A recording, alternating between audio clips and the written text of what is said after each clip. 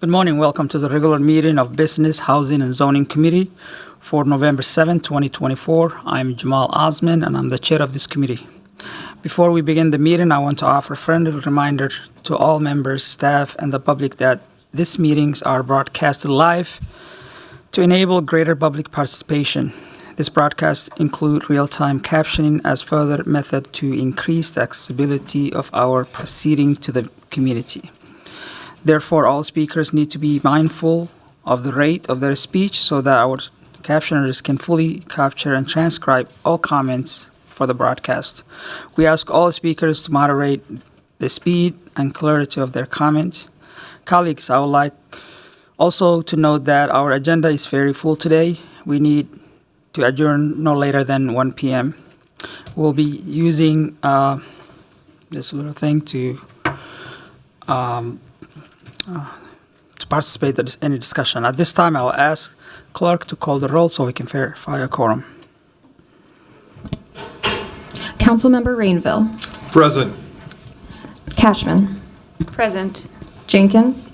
Absent. Chowdhury. Present. Vice Chair Ellison. Here. Chair Osman. Present. There are 5 members present. Thank you. Let the record reflect we have a quorum. On consent agenda, item 1 through 19 are on the consent agenda. Item 10 is 3 liquor license approval. Item 11 is 7 liquor license renewal. Item 12 is 2 gambling license approval. I'll be moving to delete item 12.2, the Coon Rabbits Lioness license approval from the agenda at the request of business licensing. Item 13 and 14 are authorizing a Great Street Gap loans. Item 15 is authorizing a State of Minnesota master grant contract for employment and training.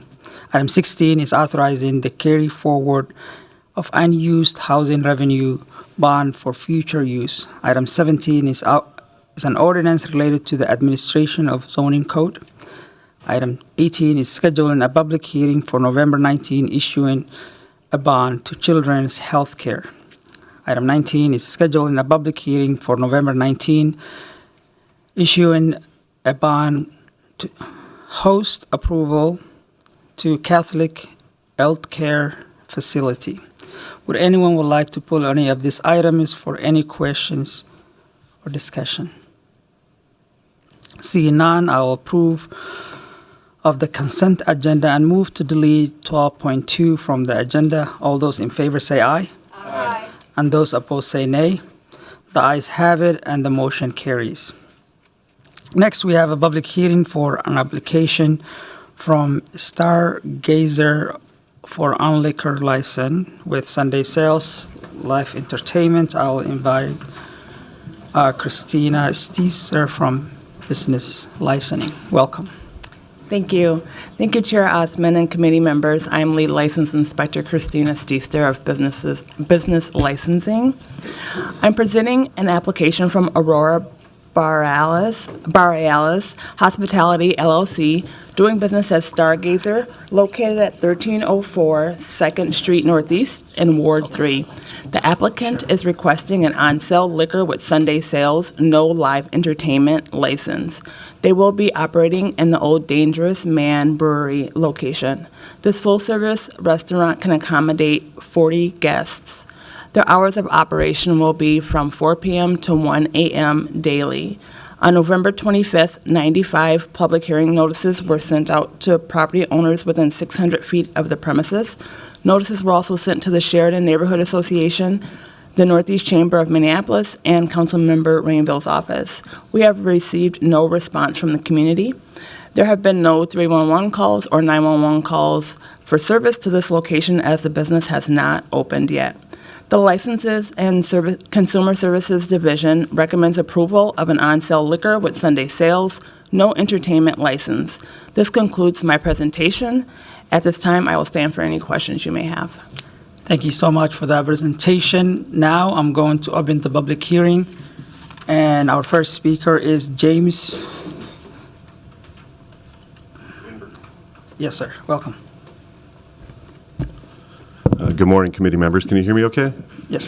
Great. My name is James Winberg. I am one of the owners and partners of the Aurora Borealis LLC, DBA Stargazer. We have been in the food, beverage, and hospitality sector for 15 years. We operate restaurants in Robbinsdale, Travail Kitchen, and Pig Ate My Pizza / Nouvelle Brewing. I've been a resident of Sheridan and Holland neighborhoods for 15 years, and we also have invested in this neighborhood as Dream Creamery over on Lowry between Quincy and Jackson, and prior to that, Minnesota Barbecue Company. And we're really excited to be part of the fabric of 13th and 2nd in Sheridan, because we've really seen it kind of boom over the last handful of years with some really great tenants. And we're excited to be part of that in a great partnership with Rob Jones, who's of Meteor Bar in Minneapolis as well. So, you know, we like to bring what we think is high quality food and beverage to everything that we do, and we think of ourselves as a hospitality company first. So we're excited to bring this to the fabric of Northeast. If you have any questions, I think that's all I've got for you. All right. Thank you so much. You're very welcome. Next person is Kovraj Farziar.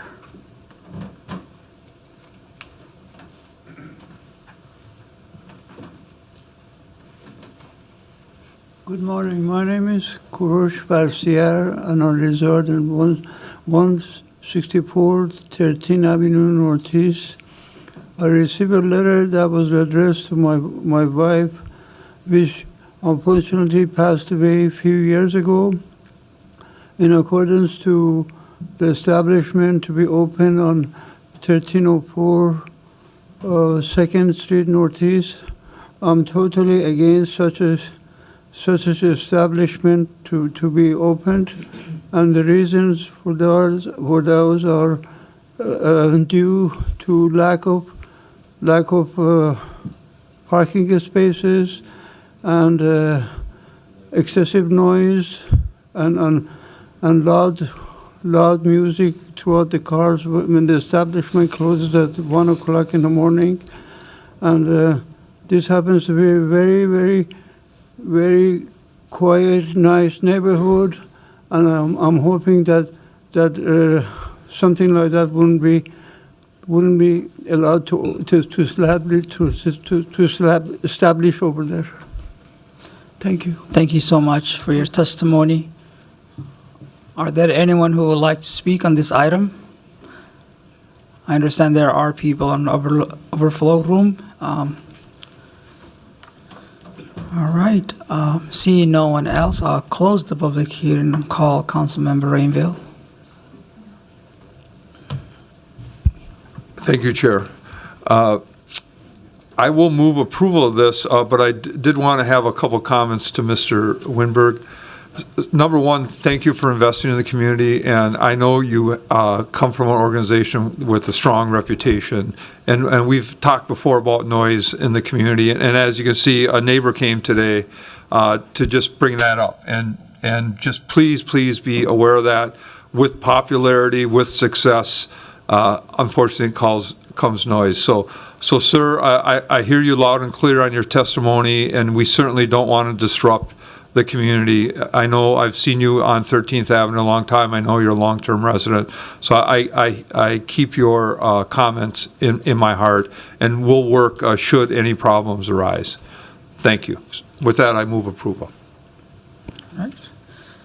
See no one else comment. I will, with that motion, all those in favor say aye.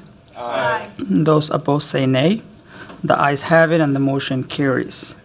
Next, we have a public hearing for an application from Queer Community for an on-sale wine with strong beer general entertainment.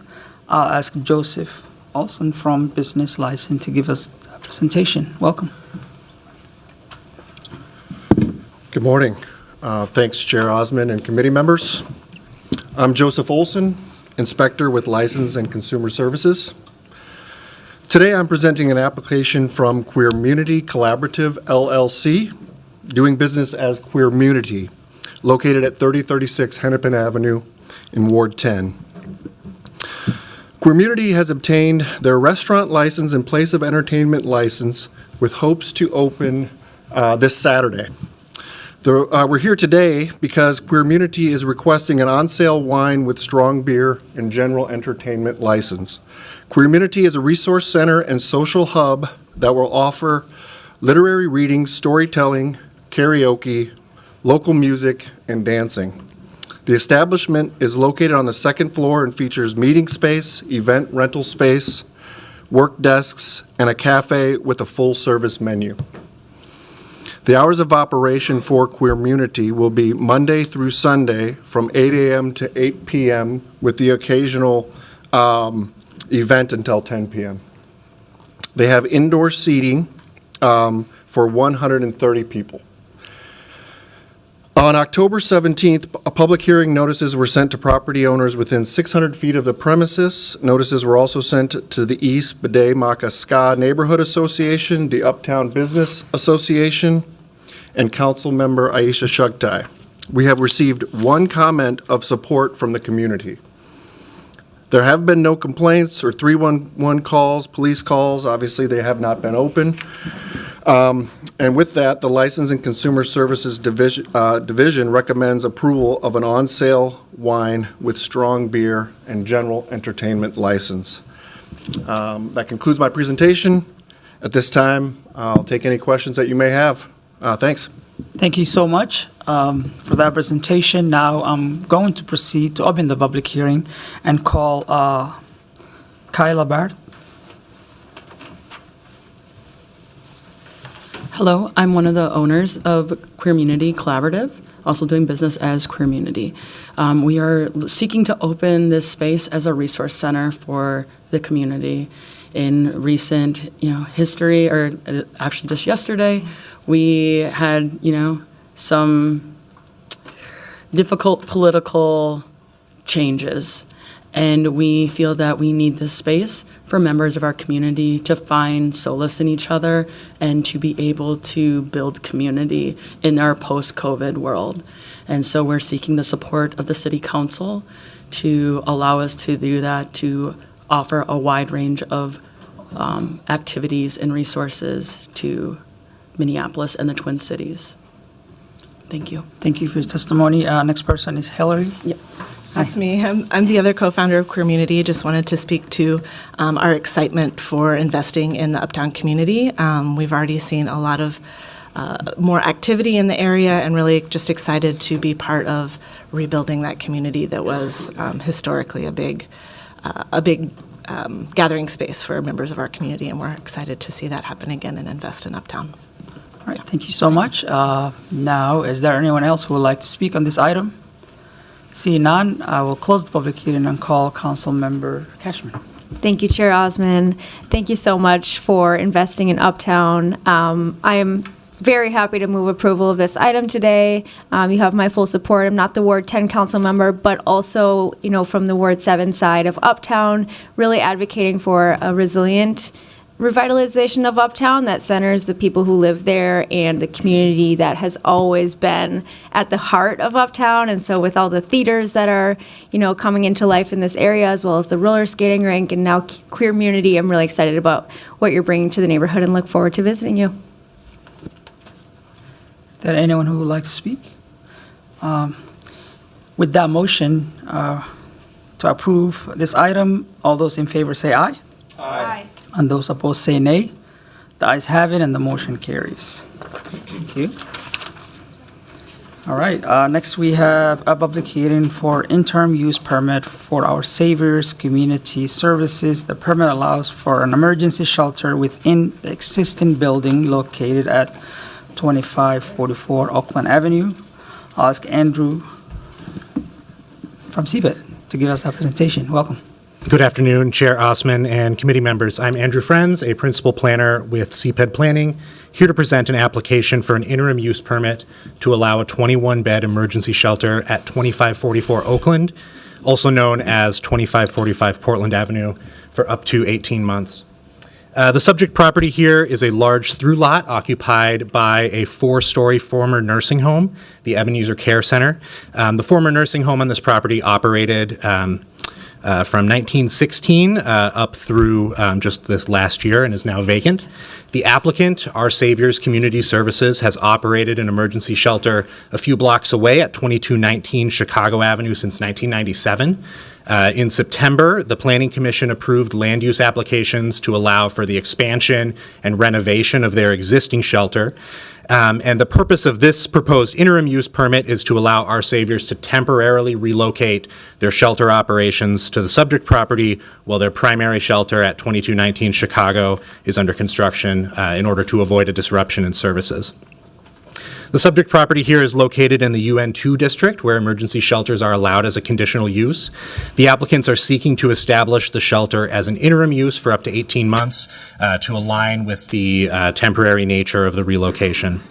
I know you've seen a few other emergency shelters come before you recently, but just as a reminder, by definition, emergency shelters provide temporary housing for periods of more than 24 hours but less than 6 months, and this is in contrast to an overnight shelter, which provides shelter for less than 24 hours on a night-by-night basis. Unlike the other emergency shelters that have come before you recently, this shelter is not a recuperative care facility under the new state license type. Our Saviors is proposing to locate the shelter entirely on the first floor of the building. Because of the building's recent history as a modern nursing home facility, it's well suited to accommodate this type of use, and there's very little renovation work that's proposed in order for the shelter to move in. I'm happy to go into detail on any of the required findings as outlined in the staff report, but staff has found that the proposal meets all of the required findings and is recommending approval with the single condition listed here affirming the permit's expiration date. And I'm happy to answer any questions. Thank you. Thank you so much for that presentation. Now I'm going to proceed to open the public hearing. Are there anyone who would like to comment? Sure, welcome.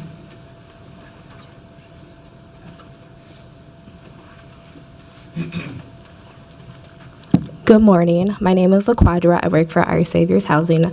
I'm the program director for the program, and I want to say thank you for allowing us to be here, and we're hoping that you do approve because this would be a great help for the community as well as for our residents to be able to expand for our future endeavors. That's all I have to say, but thank you. Thank you so much for your testimony. See no one else to speak. I'll close the public hearing, and I will just make a comment. I had the opportunity to visit Our Saviors Community Services.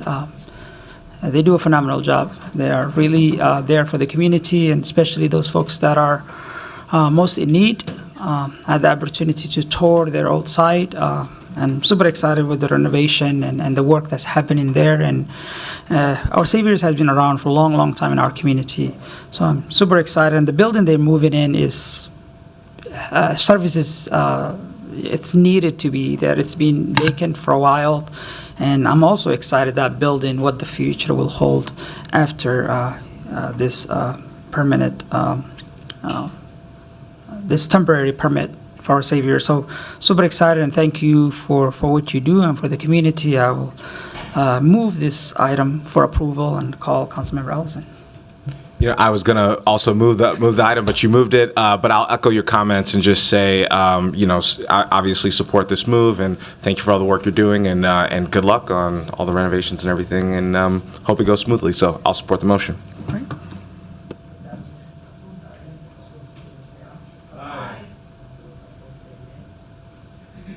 Oh. All right, the item is approved. Yep, the item is approved. Thank you so much. Next item is public hearing for 2024 levy for special assessment. Welcome, Nick.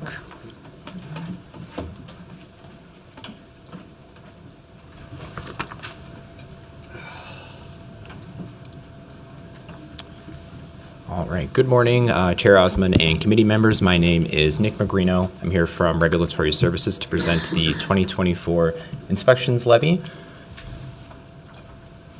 So this is an annual process that we do to approve of the assessment of unpaid fees and fines that are issued by a number of different city departments. I'm in regulatory services, but it's going to include things from CPED and health as well.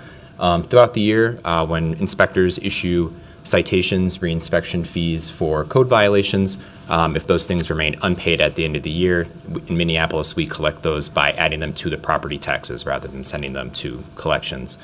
We also, throughout the year, do work for nuisance abatement, so things like mowing lawns, picking up trash, boarding buildings.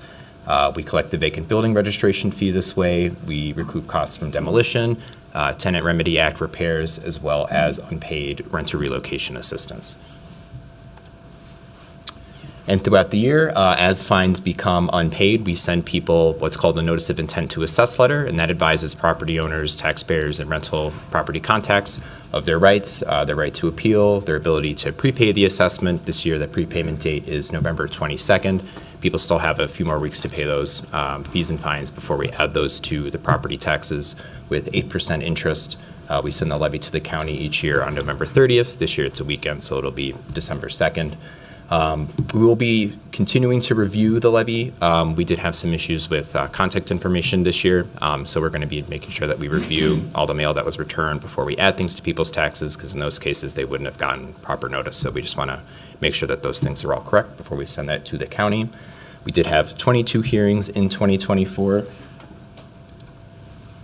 The total levy amount is about $3.7 million. Then I've got a breakdown of all the different individual levies that are on there. Nuisance abatement was up a bit over previous years. We did get a lot of rain earlier in the summer, so we did mow a lot of lawns. We also did a large number of citations for unpaid rental licenses, and so that number was up a bit. The vacant building registration fee is the largest single item on there, and that was pretty stable from 2023. So I'd be happy to stand for any questions that you might have. All right. Just have a question. You say that when those balances come back, you add them to the property taxes.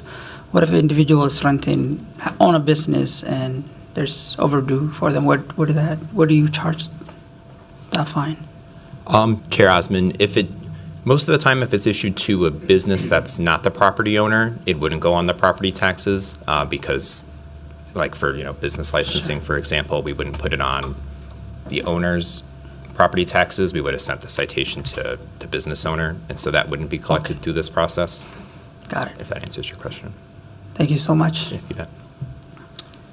Now I'm going to proceed to open the public hearing, and our first speaker is Jamal Hassan. Good morning, councils. My name is Jamal Hassan. I live in 3610 Benson Avenue North, and I own that property. I live with that property since 2010. And in the middle of at the end of around 2020, I took a permit to remodel everything, living there also. So it took me a long time. I was doing from the basement, the top, everything, remodeling, based on taking all kind of permits. I took permit for plumbing, electrical, building, all kind. But for some reason, the city gave me a vacancy building fee, and I came to the hearing to that area, and the administration hearing dismissed on the first one. Then still they are giving, but I'm living and at the same time remodeling the house. Means it take me a long time. I'm doing by myself, so it take me a long time. But the city they keep sending me vacancy. I don't know what the model is. So I did took all kind of permit which I need to work on the houses, but it took more time. So the city, because of that, they give me vacancy. The reason why the vacancy fee, because I didn't use a lot of water. Yes, I didn't use a lot of water because I'm working. Maybe I use a lot because of only sleeping there, just mostly working. So that's what the main assessment is, because I didn't use the water. So I'm just appealing to the council that this is unfair fee, and which is if the person took all kind of permit, working on his own houses, considering you didn't use the water, and then give me a fee because I didn't use water. That's the only I'm appealing. Thank you. Thank you so much. Is there anyone who would like to speak? See none, I'll close the public hearing and call Councilmember Allison. Thank you, Chair Osmond. Just real quick, to the gentleman, do you know how many years you've been on the fee? And if you come to the mic real quick, I know I'm a little bit.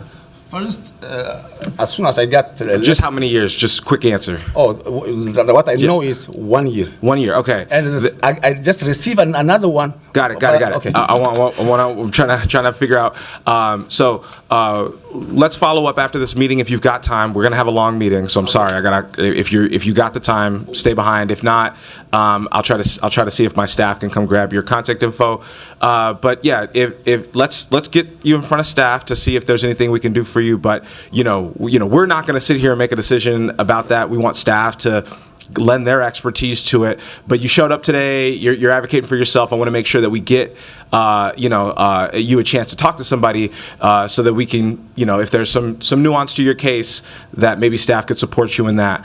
But also, we've got the vacant and boarded fee for a reason, and so that's also just something that you've got to consider as you're moving forward. And so, I'm gonna have my staff come up and grab your contact info if that's okay, and then we'll move from there. But we're gonna move forward on this today. But I just want to let you know that I'm gonna try to get you some support. Okay.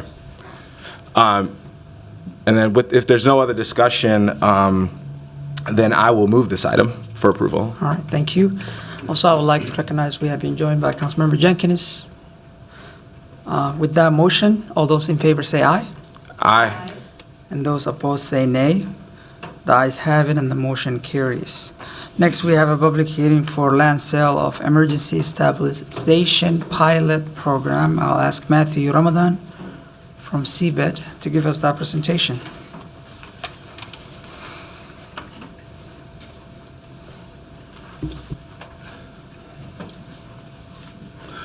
Good afternoon, Chair Osman and members of the committee.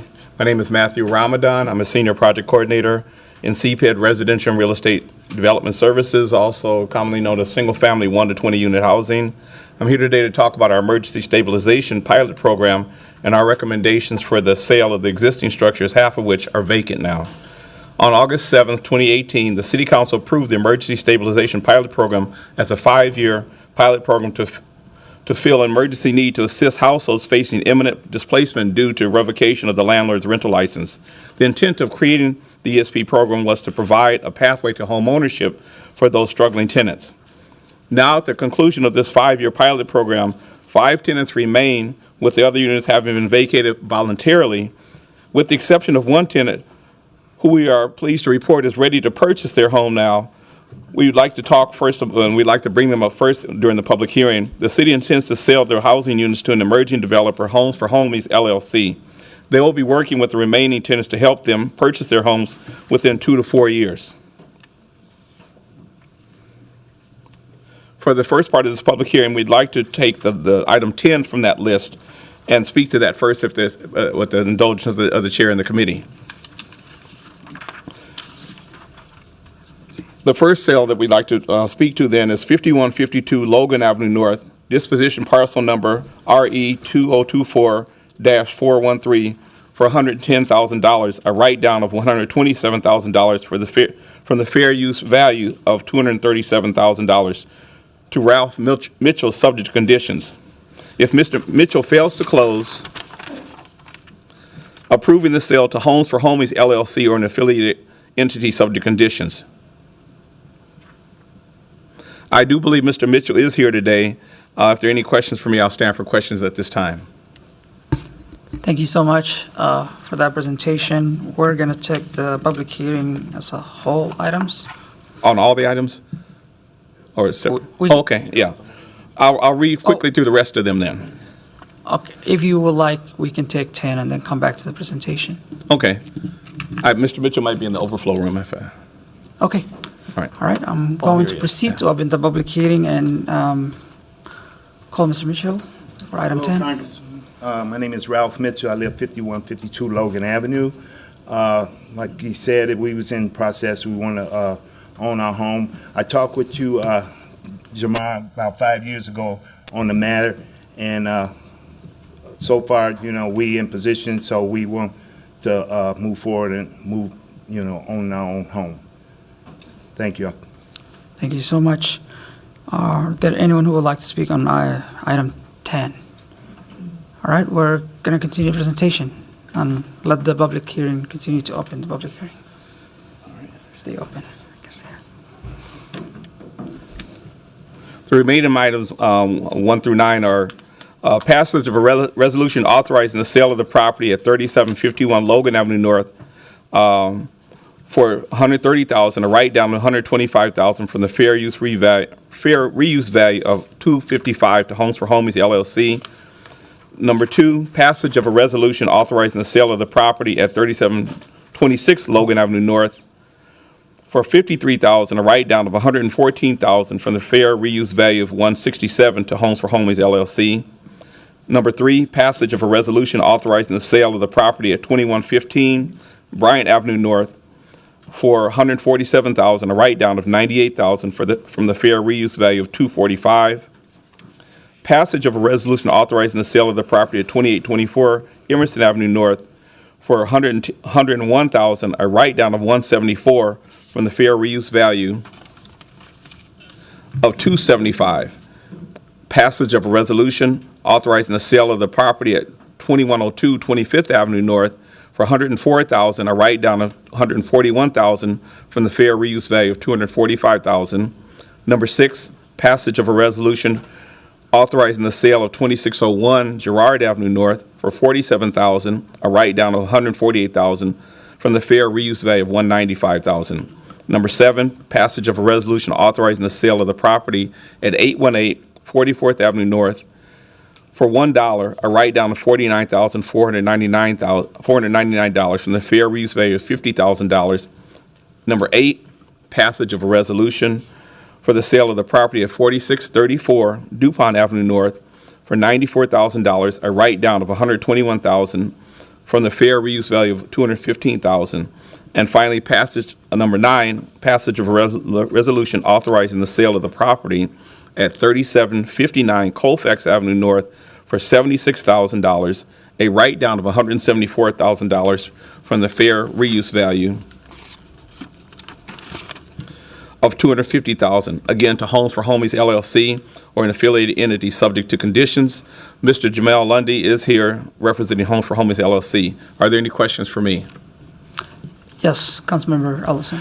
Just wanted to clarify for number 10, just because all the resolutions are written the same here, we are dispossessing a number 10 a little differently, right? Yes. And so I know that it's here just written as all of the preceding 9, but can you just walk us through that one more time? We're gonna essentially move to sale number 10 to Mr. Mitchell and his family, and then conditionally it'll go to Homes for Homies if the deal's not able to occur. That is correct. This process has to end by the end of the year. It was a 5-year process, and the existing landlord extended it for 1 additional year. But by the end of the year, we expect to have all of these homes out of the ownership of the city of Minneapolis, with number 10 going first opportunity to Mr. Mitchell, and if he fails to close, then it would go to Homes for Homies LLC. Great, Okay. thank you. Okay. Thank you, Mr. Ramadan, for that presentation. We're going to continue on the public hearing.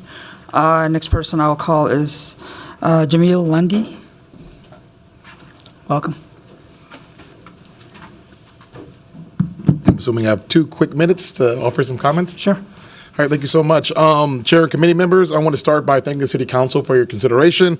Many of you may know me from my role as the Hennepin County Attorney's Office, Intergovernmental Affairs, a manager, but here on behalf of Home for Homies. And so I thought it'd be appropriate for me to introduce my role in my company and also acknowledge the folks who helped me get before you.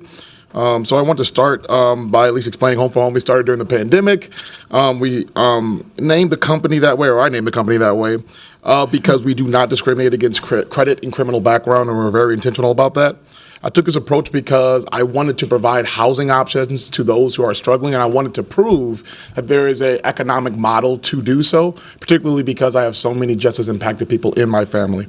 4 years later, I still live over north. And since then, Home for Homies has grown from kind of a one duplex I used to live in to 3 properties with 7 units that we've done construction, worked with nonprofits, and provided low-income housing almost to every tenant that's below 80% AMI, and over 30% of our tenants have a criminal background. Because of that, when this RFP emerged, it seemed perfectly fit for the work that I was doing already, which is why I went after it. And so now I'm at the precipice of scaling with the partnership of the city, and I wanted to take the time to thank my partners very quickly for all the work they did to help me get before you ahead of the upcoming vote. First, I would like to thank Alex Frank. He was my mentor from DTAP that was assigned. Again, thank you for the city for investing in me in that DTAP program. Ruben Moore, who's been my primary consultant. Kenya McKnight from the Black Women's Wealth Alliance, who's helped me consult on this project as well. My realtor, Will Schultz, my contractor, David Grady from Perry Horton Construction, Larry Posey from Neon, who is actually here today, who's helped provide technical assistance and have committed to continue to provide technical assistance on this project, David McGee from Build Wealth Minnesota, also a Northside institution, who's going to be helping me provide the current tenants with pathways on a home ownership, Agate Housing for writing a letter of support, Councilmember Jeremiah Ellison for taking my call and giving me some encouragement. Erica Coleman of Land Bank, a former City of Minneapolis employee, now doing great work over at Land Bank. City of Minneapolis staff, particularly Matthew Ramadan and Alfred, who patiently guided me through my first RFP and this entire process. But most importantly, my family, particularly my brother, who was just as impacted, who inspired this work. My fiance, St. Paul City Councilwoman, Anika Bowie, is also in the audience over here. She provided me a lot of support and perspective on how the city processes these type of RFPs, since it's kind of novel to me. But last but not least, my mother, who I almost get emotional talking about it. I wouldn't be able to actually get my first property without her, and who's continued to support me through this process. So ultimately, I'm incredibly thankful for the city for investing in an emerging developer like me. And my team and I are super excited about providing housing opportunities for those who struggle with criminal and credit backgrounds. I stand for any questions. Oh, thank you so much, sir, for that testimony. We're going to continue on public hearing. Thank you so much. Yep. Call the next person is Loner Blue. Loner Blue. Are there anyone else who would like to speak on this item? In the audience? All right. Seeing none, I'll close the public hearing and call Councilmember Ellison. Thank you, Mr. Lundy, for coming here and being interested in these properties. Just for my colleagues, I won't go over long in the background of this, but back when I first joined the council, we ran into an issue with what I'll refer to as a slumlord. My language, I'm not going to say staff referred to that way, but we ran into an issue with the slumlord in North Minneapolis who had their tenants living in subpar conditions, and we had to get right to work as a new council member, working alongside staff at the time, helping us rehouse folks for a very complicated situation that I'm sure we could brief you on the war stories later. These properties that we ended up owning and operating for the last several years, I believe 6 years, you guys might recognize this is not typically how the city does business. I think it just speaks to how unique the situation was and how urgent a solution to the situation was. And so as somebody who loves a crazy idea and loves to push the envelope, I'm really glad that we did this. I also know that staff's ability and capacity to run this kind of program is not fully there, right? And so they did so. They worked above and beyond their capacity to maintain these properties and to stabilize these tenants for the last 6 years. And so, just want to give a really big shout out to staff, Elfric, you and your team over the years for Mr. Ramadan, you and your team for you guys all for the last several years, providing stability for these tenants who I think I cannot say enough would have been, I think, houseless, left without a lot of options had we not done this. And so, my hope is that we can at some point as a city kind of figure out what are the learnings from this, right? Obviously, to do it in this way is not sustainable long-term for staff. But I always love to ask the question, what would make it long-term sustainable? What are those the extenuating circumstances that would maybe lead us to do this again? If we don't want to do this again, what conditions led us to this so that we can avoid those conditions and make sure that we set tenants up in a position to be stabilized and to not be, displaced by us trying to hold a landlord accountable, right? And so I want to give a big thanks to Mr. Mitchell for being here and possibly executing on the original intent of this pilot, which was to see if we could transition folks who had been harmed by their previous slumlord into homeownership. You might, I'm wishing you luck in your ability to execute. I'm sure staff is going to be working with you closely on that.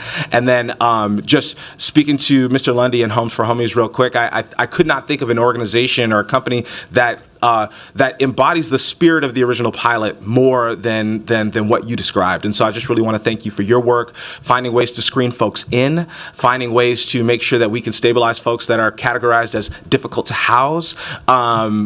This was the spirit of this pilot, and you're carrying that forward. We're not simply dispossessing these units to the open market to be sold to the highest bidder.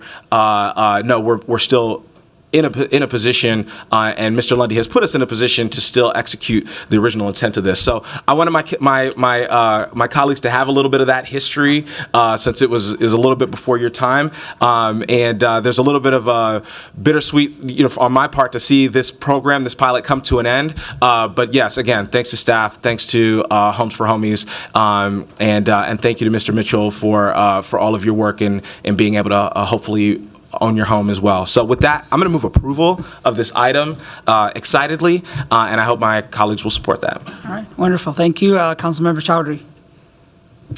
Thank you, Mr. Chair. I'll keep my remarks short. I just wanted to say thank you for taking up the mantle for this type of housing, and congratulations on an ownership opportunity. That's amazing. I can't imagine the amount of time and effort that's been put behind this, and it's just really great to see, especially in a moment where I'm sure a lot of people aren't feeling the most optimistic. This makes me feel optimistic. This shows that our cities can be resilient and really take care of people with, especially those who are justice impacted. So thank you for considering that. Thank you for being a part of a change in the city of Minneapolis, and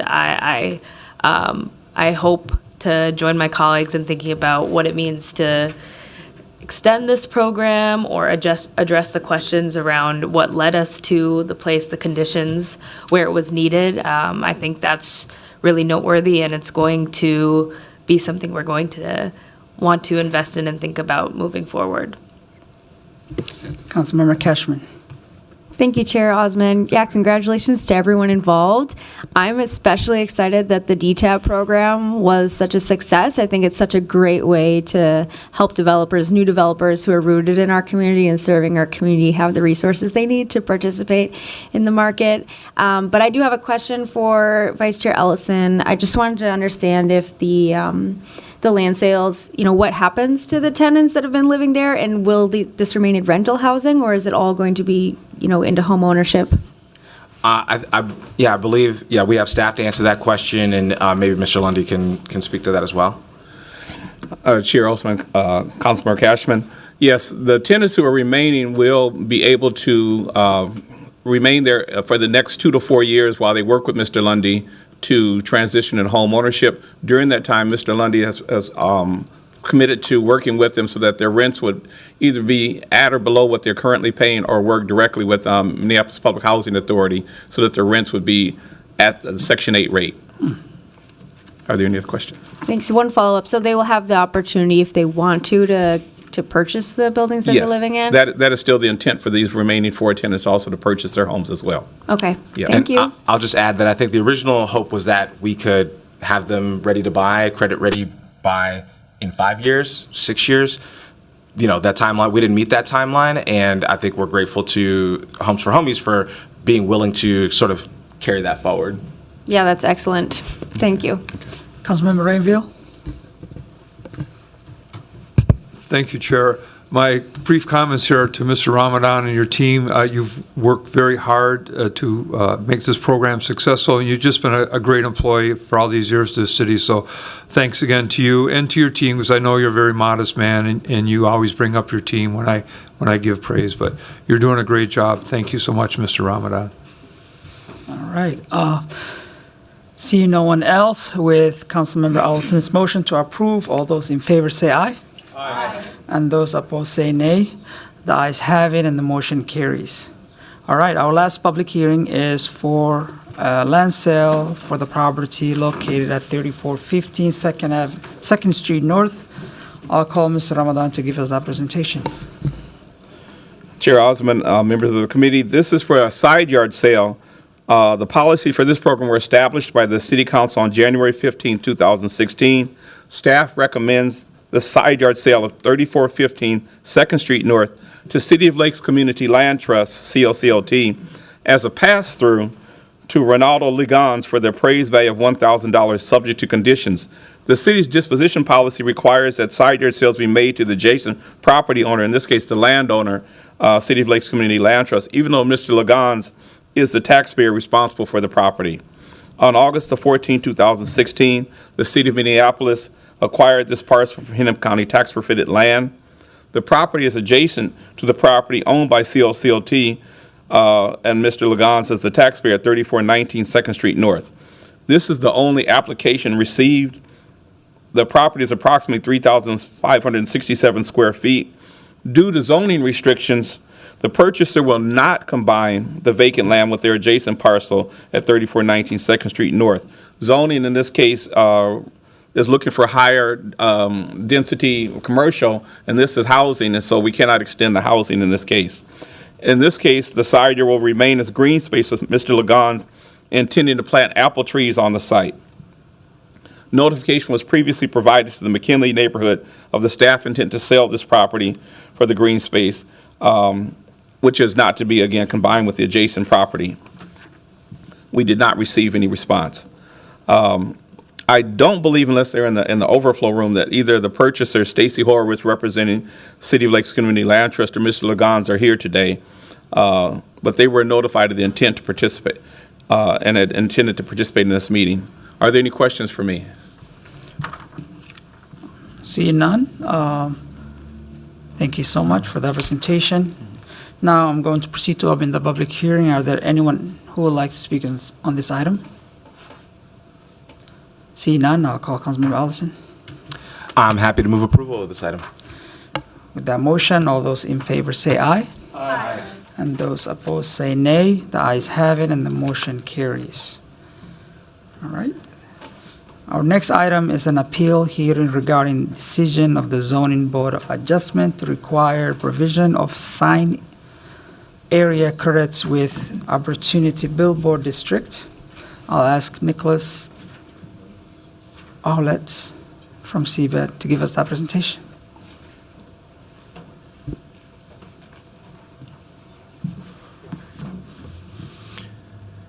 Chair Osman and committee members, I'm Nicholas Hollett, a city planner with zoning administration in CPED. Before you today is an appeal of the decision of the Zoning Board of Adjustment denying an appeal of the zoning administrator's decision that construction or structural alteration of any billboard within the Opportunity Billboard District requires provision of sign area credits except on properties located in the Downtown East or Downtown West entertainment billboard districts. The subject properties at 409 9th Street South, 1014 Hennepin Avenue, 1021 Hawthorne Avenue, and 1025 Hawthorne Avenue each have a legal non-conforming off-premises sign or billboard. Orange Barrel Media submitted applications for building and sign permits to replace the legal non-conforming billboards on the subject properties. The replacement billboard structures were substantially similar in design to the existing structures in accordance with the provisions of Minneapolis Code of Ordinances, Chapter 545, Article 6, regulating nonconforming uses and structures. Staff approved the sign permits based on the legal non-conforming regulations without further examination of Chapter 560 as required by Chapter 545.910E. The further regulations of Chapter 560 were accidentally neglected during review. Legal non-conforming uses and structures may be continued provided such uses or structures are not expanded or intensified. However, Chapter 545.910E states in part, non-conforming off-premises advertising signs and billboards shall be regulated as specified in Chapter 560 signs, notwithstanding the provisions of this chapter. Chapter 560 requires that in order to construct or structurally alter any off-premises sign within any opportunity billboard district, an applicant must provide or establish off-premises sign credits. This also applies for in-kind replacement of existing non-conforming billboards. Orange Barrel Media did not furnish the sign credits required to erect the billboards at the requested locations. As soon as staff of the Community Planning and Economic Development Department realized this lack of compliance, they acted to rescind the issued permits, and city regulators have an obligation and duty to enforce the code as written, even if there was an honest oversight. The Zoning Board of Adjustment adopted staff findings and denied the appeal of the decision of the zoning administrator. That concludes my presentation. I'll stand for any questions or comments. For that presentation. First, we're going to take the public hearing, and then we'll have the questions at the end. All right, I'm going to proceed to open the public hearing, and our first speaker is Ryan Thompson.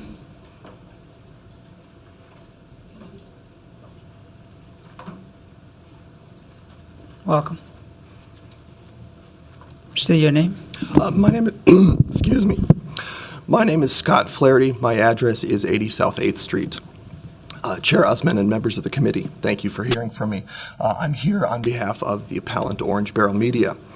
We ask that the committee grant Orange Barrel's appeal of the zoning administrator's decision. The staff presentation that the committee just heard had some legal and factual errors that I'd like to address.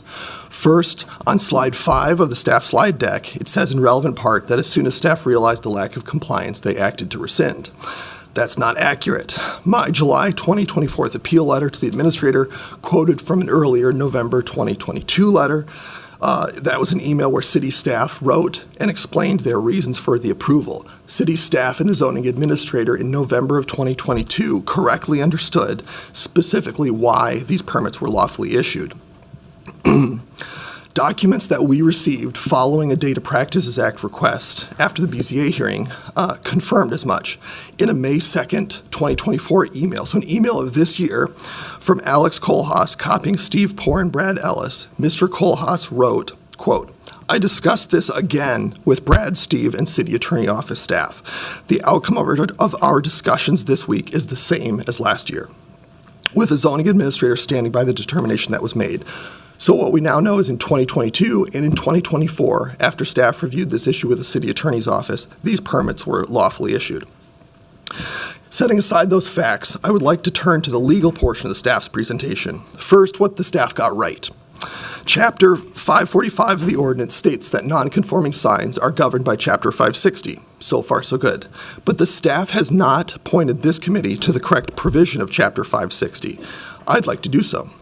It's 560-80D2. 560-80D2 specifically addresses off-premises signs, and more specifically, it talks about the maintenance and repair, including replacement of those signs. This here is a replacement situation. D2 says that replacement is allowed, period, without regard to sign credits. Under D1, new signs or expansions of nonconformities do require credits, but replacements or repair do not. The staff doesn't discuss this section of the ordinance, even though it's directly on point, and even though it came up in front of the hearing before the BCA. This reading of the ordinance also complies with state law.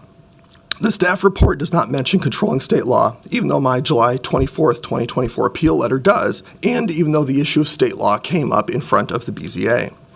I'd encourage the committee to ask staff whether they considered state law in connection with this appeal and whether they believe the city is bound by state law.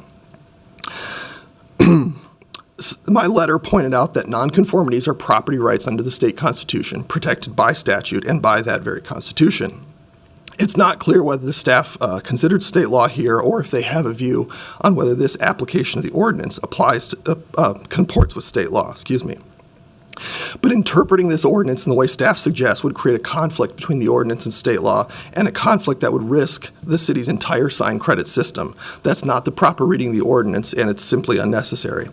Orange Barrel would prefer that it not go that far and challenge the constitutionality of the ordinance, but if staff's opinion is upheld, it will be forced to do so. And finally, let's set aside state law. The permits here were issued lawfully, even under the ordinance.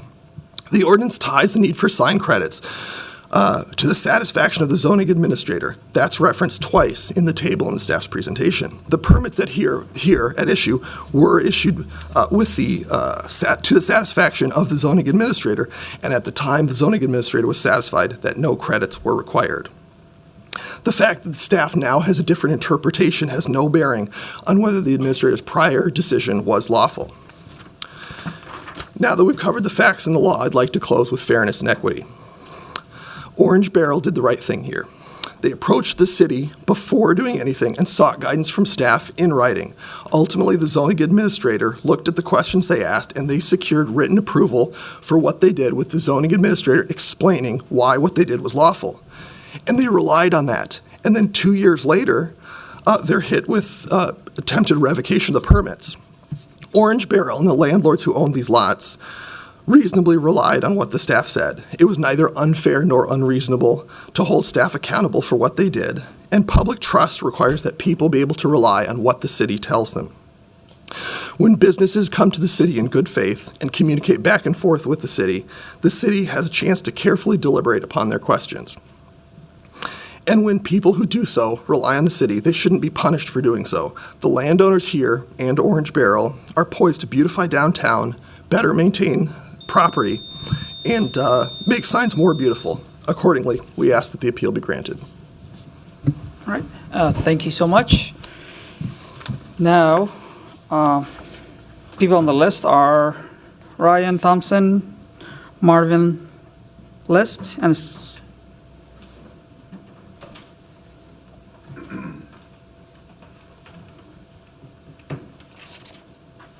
welcome. Council members, my name is Ryan Thompson. As the owner of the Orpheum lot, I ask that you approve this appeal and rectify the wrongs introduced by the zoning administration's July 3rd letter. That letter contains more than just legal errors and missteps. It represents a situation wherein the city is attempting to protect and further its illegal policies and avoid being sued by a previous sign operator, all at my and other property owners' expenses. The reality is, after lawfully issuing me permits to replace legal non-conforming signs on my property with new signs of the same size, the city is now attempting to rescind those permits to save itself. This sudden reversal is not just shocking, it's unjust. I followed the city's rules and obtained all necessary approvals and permits, understanding that I had the legal right to replace the signs. But now, in the face of a potential lawsuit from the former sign operator and to protect its own interests, the city is trying to undo what it already legally approved. This action is unfair and undermines the trust that any property owner should be able to have in their city's processes. Let's be clear, the city is not acting because I did something wrong or because the permits were issues in error. The city is acting because it's being pressured by a former sign operator who's trying to regain control of rights on my property. Instead of defending its legitimate approvals, the city is trying to reverse course to protect itself and avoid a legal fight. This isn't about zoning or the public good. It's about the city protecting itself at the expense of law-abiding property owners like myself. What makes the situation worse is the overall impact it has on the rights of Minneapolis landowners. By taking the stance articulated in the July 3rd letter, the city is leaving me and other similar situated property owners trapped in unfair long-term relationships with sign operators. We will be unable to negotiate better rental terms or make meaningful improvements to our properties. These realities are playing out in real time. By the way of example, within days of the city's July 3rd letter, the outgoing sign operator uncoincidentally submitted under-market lease proposals for their continued operation upon my property, indeed already attempting to leverage the city's determination and exploit the unbalanced relationship. The result is an unfair and inequitable situation where sign operators are allowed to dictate the terms and use by my property, where I'm left with no recourse. I ask you today to stand with Minneapolis property owners and reject the erroneous determinations of the zoning administrator. The city must honor its original approvals and permits it issued. Thank you. Thank you for your testimony. And next person on the list is Marvin.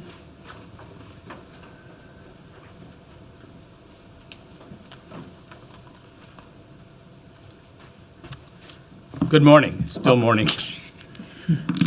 My name is Marvin List. I am the attorney for Clear Channel Outdoor.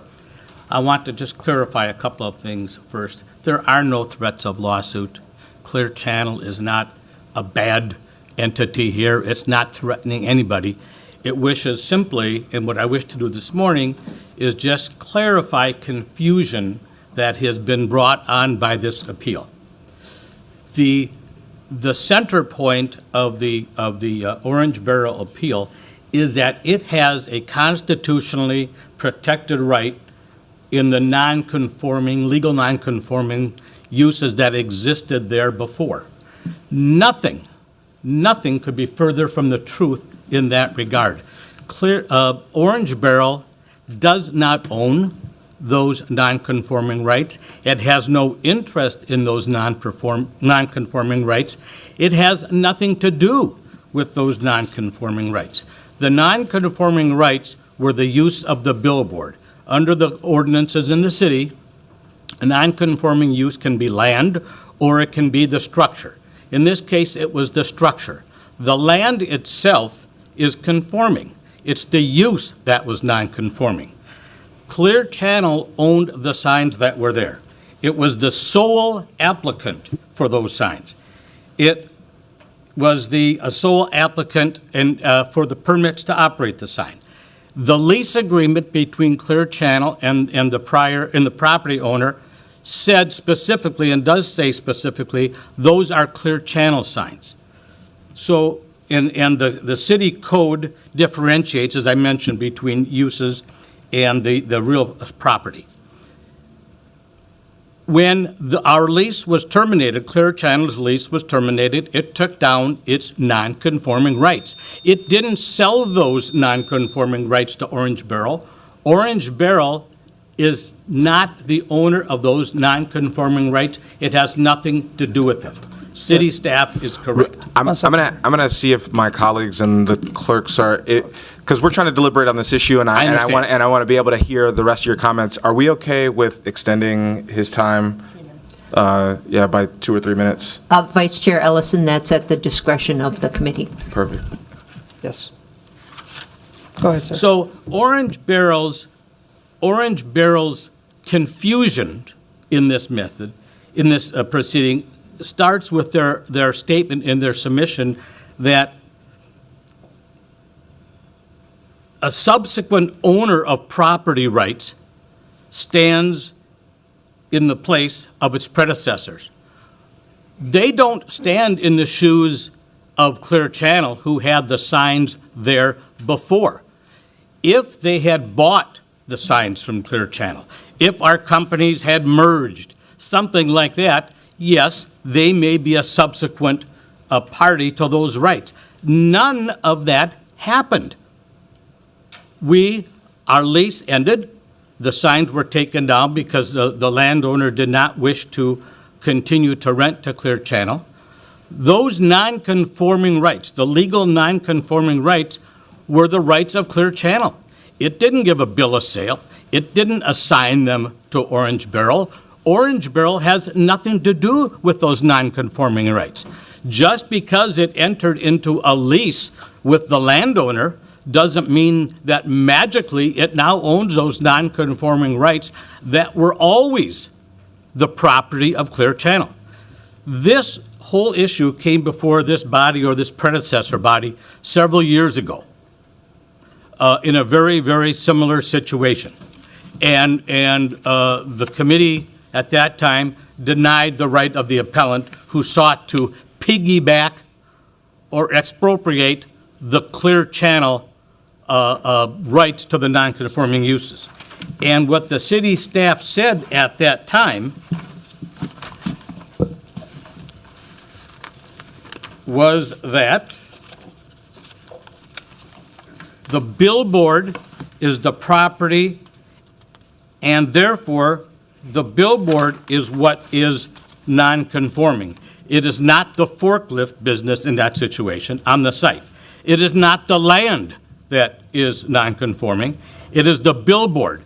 Therefore, the non-conforming rights reside with the billboard, not the property owner, or not to somebody who enters into a subsequent lease. They don't get to take away our non-conforming rights, or as I mentioned, expropriate them. Furthermore, one more point, on the sign credits, your ordinance is very clear where it says in 560.80, and I'll quote, "Non-conforming off-premise sign area credits may be reserved and used only by the original owner of the credits." So Orangeborough's right to claim credits, or to the extent that they say they have the right to those credits, is based on their false or erroneous conclusion that they have constitutionally protected rights in those legal non-conforming permits and rights that we, Clear Channel, had. They don't. And there's nothing that can be said to change that fact. Thank you very much. I appreciate the extended time. All right. And if you had any questions, I'll be happy to answer. Thank you. Thank you so much. Are there anyone else who would like to comment?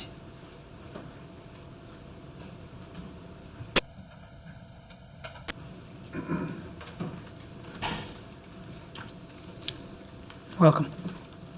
Hi, good morning, members. My name is Dimpesh Darji. I'm the CEO of Neighborhood Property Group. My firm owns a property located at 409 South 9th Street.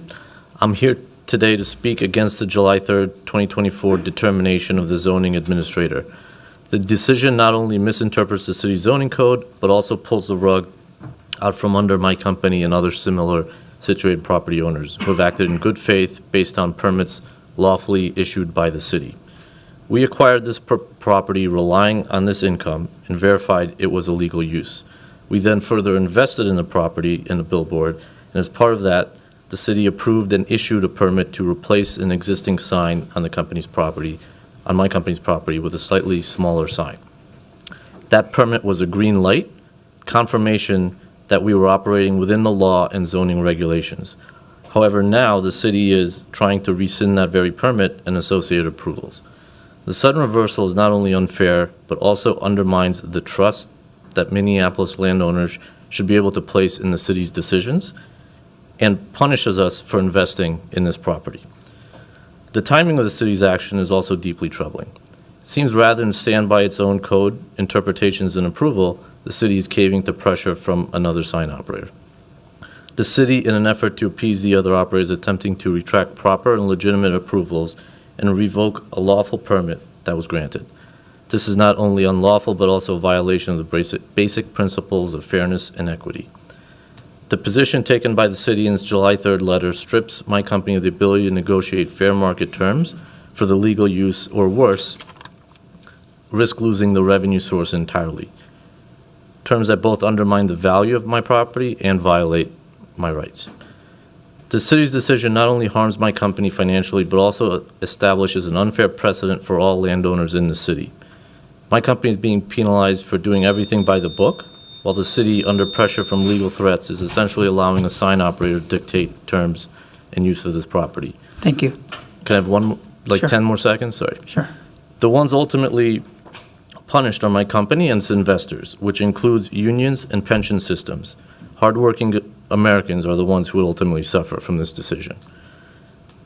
I urge you to reconsider the city's flip-flop determinations. The city must uphold its original approvals and permit and not facilitate landowners becoming victims of legal bullying by others. I appreciate your time, and thank you. Thank you so much for your testimony.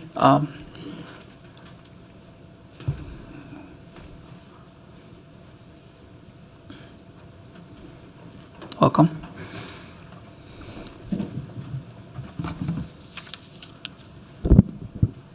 Good morning, Chair Osman, members of the committee. My name is Adam Niblick, and like Mr. Flaherty and the property owners, I stand here in support of the appeal. First, I want to point out that non-conforming use rights and non-conforming property rights are vested in the property owners, and those rights run with the ownership of the property. Now, I'm not going to stand here and regurgitate every point that Mr. Flaherty made, but I do want to take a moment to remind this committee of the salient legal question that is being made and is being discussed here today. Can the city require sign area credits for the replacement of legal non-conforming signs? As Mr. Flaherty already aptly answered, the answer is no, the city cannot. Under the city's own ordinances, under state statute, and as recognized by Minnesota courts, the right to replace a legal nonconformity is absolute so long as you are not expanding the respective nonconformity. It is a constitutionally protected property right. If the city denies this appeal and thereby requires sign area credits for the replacement of these signs at issue, the city would be stripping Orange Barrel, the appellant, and the property owners of their constitutionally protected rights. It would amount to an unlawful taking of property without compensation in violation of both state and federal law. That's exactly the reason why the zoning administrator was originally satisfied, in accordance with the city's ordinance, that no credits were required for granting these permits based upon the applications at hand. That's also the reason why CPED staff, after robust consultation with the city attorney's office and despite an improper pressure from an outside market competitor to do otherwise, repeatedly stood by the zoning administrator's original and proper position that no credits were required. It was only when the market competitor threatened with a legal action that the city caved to its pressure and revoked the permits. Again, this issue would indeed be different if these were new signs being proposed or if the replacements proposed were expanding the nonconformities. That's not the case here. Thank you. It's clear that the appellant and the property owners in this room understand the realities of the city's actions, and they have every motivation and will continue to push the issue and encourage the city's position to align with what the law requires. Thank you. For these reasons, we ask that you grant the appeal. Thank you so much. Seeing no one else to speak, I'll close the public hearing, and I'll call Councilmember Allison. Thank you. You know, sometimes we get these issues in front of council, and it's like, oh my God, now I got to learn about this. So,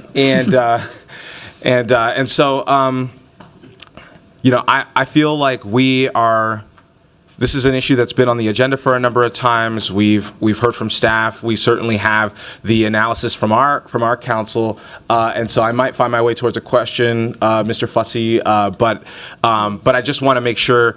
I'm sorry. Yes. I'm sorry. That gentleman, were you want to speak? He got up way before I said that, so I'm gonna. Is it okay if I reopen the public hearing? I would like to reopen the public hearing and let you have your comments. Hey, good morning, Council. My name is Sean Garrison, a local artist in Minneapolis, and I'm speaking here on the benefit of working with Orange Barrel Media. Needham Simone said it's an artist's duty to reflect the times, and that's what I do. On April 20th, 2021, I created Walking on Air on the grounds of the Government Center during the Derek Chauvin verdict for the murder of George Floyd. My purpose was to document the moment, the feeling of the people in real time artistically. It became a symbol of promise and joy for the people nationwide, and it gave people hope. As an artist, I feel it is part of an artist's duty to shine light during challenging times and paint a path toward tomorrow unseen, to provide hope. When the opportunity arose to work with Orange Media's sister company, IKE Smart City, and Ms. Courtesy Gamble, I jumped at the moment. I wanted the energy of that painting to permeate the city again. As a local artist, I feel artists need agency and a pronounced space in the city of Minneapolis. And thus far, the city has done an admirable job, so thank you. I can say working with Orange Barrel Media's sister company, IKE Smart City, it has been a genuine boost for our creative community.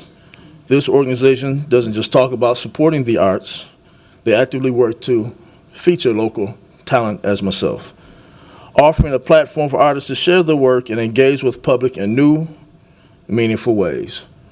From my experience, they've been transparent, reliable, and wholeheartedly committed to fostering a vibrant cultural landscape, and again, supportive of local artists. I truly believe they're a partner that does deliver on their promise to support and celebrate the arts in Minneapolis. That's what I have. Thank you. Thank you. I'll proceed to close the public hearing and let Councilmember Allison continue his comments. Thank you. The thing that I care about here is that we maintain some uniformity and that we stay legal and we enforce the rules as they're written. And so those are the things that I'm trying to parse out here. And the thing that I care a little less for, if I'm being completely honest, is what feels like there is a solution that isn't the one that's in front of us, which is that Clear Channel could sell its credits, but I'm not sure why that can't happen. And I don't know if we can ask if we can ask that question directly either of staff or of Clear Channel. But yes, staff, thank you. Chair Osman, Councilmember Ellison, Meg McMahon, Planning Director of CPED. So the way that our current sign credit system is written is that credits are not allowed to be transferred between property owners or credit owners. So the credits sit with and remain with the original owners. The sign credit system really has been a really effective system. It's been designed to remove billboards in places around the city that we don't want them and to allow them in places in the city where we do. So we have areas that are opportunity billboard areas and then areas where we don't. And over the last 20 plus years, it's been really effective at doing that, because in order to put in a new billboard or replace a billboard, you have to use credits, and you get those credits by taking down billboards in other places.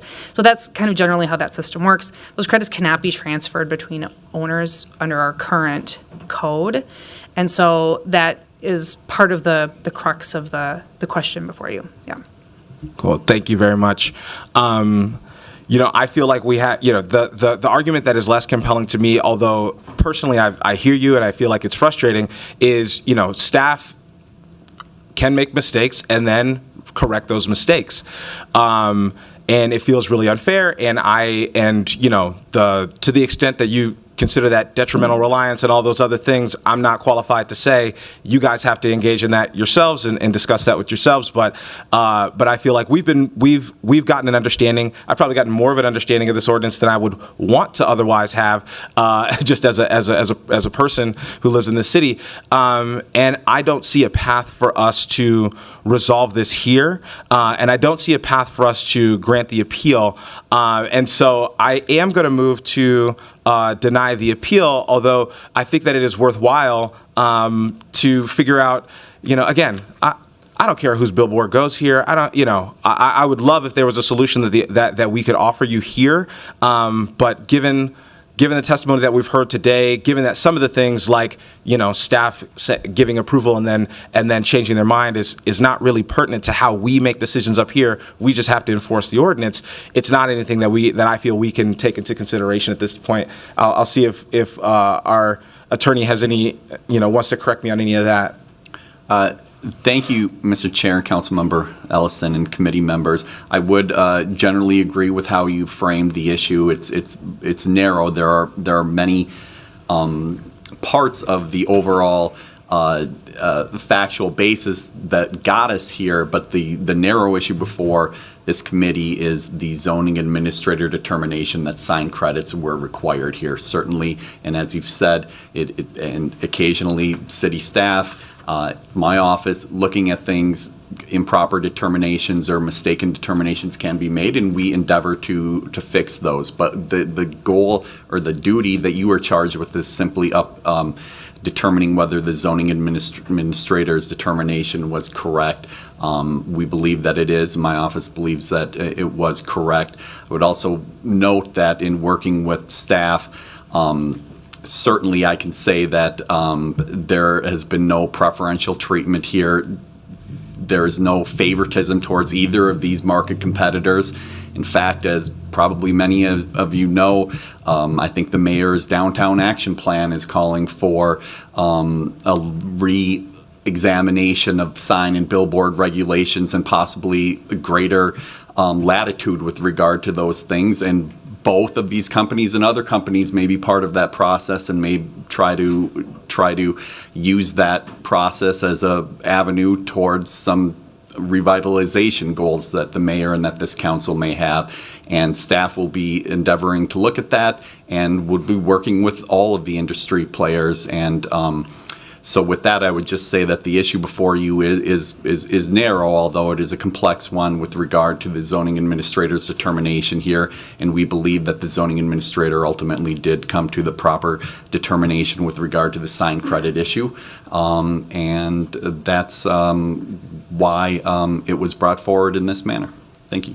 Thank you. And I just want to hold up the what you said about us addressing this from a policy level. That's from my read, I feel like that's where we have to address this. I'm happy to address it from that level if there need to be changes. Again, I'm not somebody who has big, strong feelings about where signs go or who or how we, or who gets to, or in this situation, I certainly, and I believe staff certainly don't, with all due respect, care about Clear Channel's interests and goals here, or Orange Barrel's interests and goals here. That's just not. It's not what I care about. It's not. I don't think it's what staff cares about. I think what we care about is making sure that we have fairness within the zoning, that we enforce zoning evenly, and we can acknowledge that if mistakes were made and bad advice was given, but we can't leverage that to change the reality of the decision that we have to make here. So I'm going to move to deny the appeal, and I'm open to any discussion from colleagues, but that's my read of the situation. All right, Councilmember Cashman. Thank you, Chair Osman. Contrary to Vice Chair Ellison, I do care about the signs because all these are in my ward, and I do understand the value of having clear rules around this, and also the ability for new companies to be able to upgrade signs, to do new innovative things with the signs, to provide opportunities for artists, and I really appreciate that innovation in this space. However, I also think that we do not have grounds to uphold the appeal, and also will be supporting the denial of the appeal. Just wanted to quickly ask Director McMahon if there's any other way for Orange Barrel Media to acquire the sign credits, or if there's no other way because they don't have any to close down.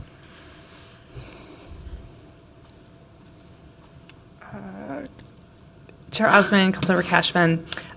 So I think unless Orange Barrel would need to own or acquire signs that are outside of the billboard opportunity areas to be removed, right, in order to obtain credit. So that's the only way for a sign company to have credits is to own a billboard that they remove. Got it. And that's not the case for Orange Barrel?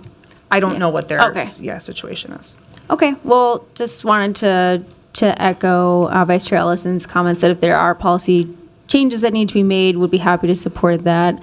And yeah, thanks. There anyone else who would like to comment or questions? See none. I will, Councilmember Allison's motion to deny the appeal. All those in favor say aye. Aye.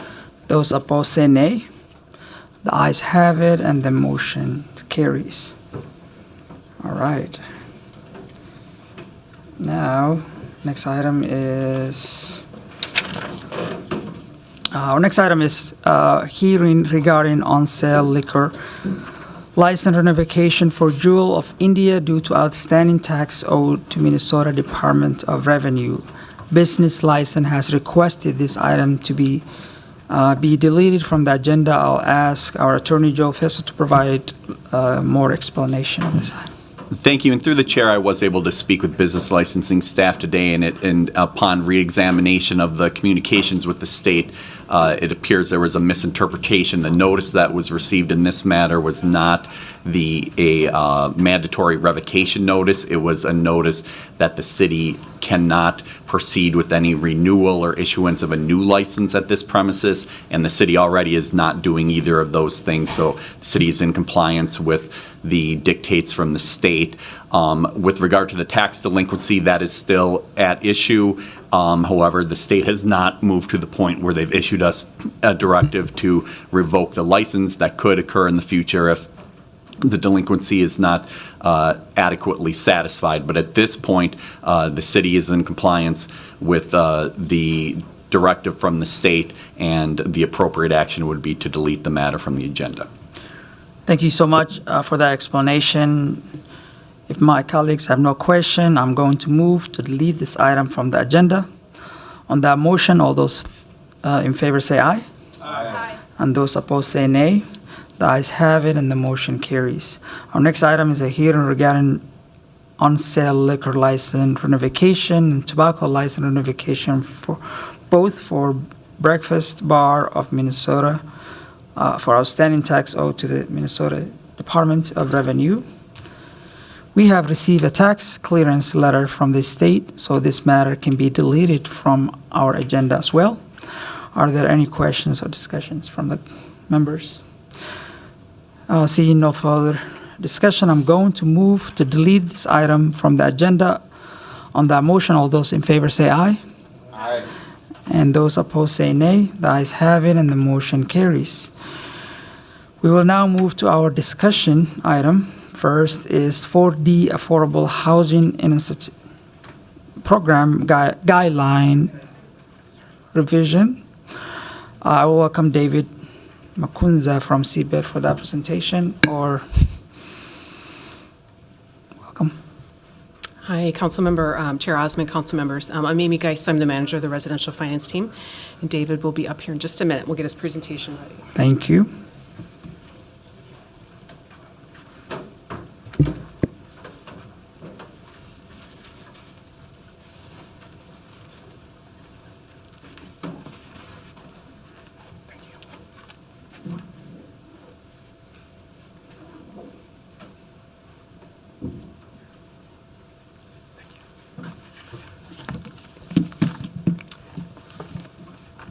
Good morning, Chair Osman, members of the committee. I am David Mukunza, Supervisor in Residential Finance, Community Planning and Economic Development. I'm here today to present proposed program changes to the 4D Affordable Housing Incentive Program.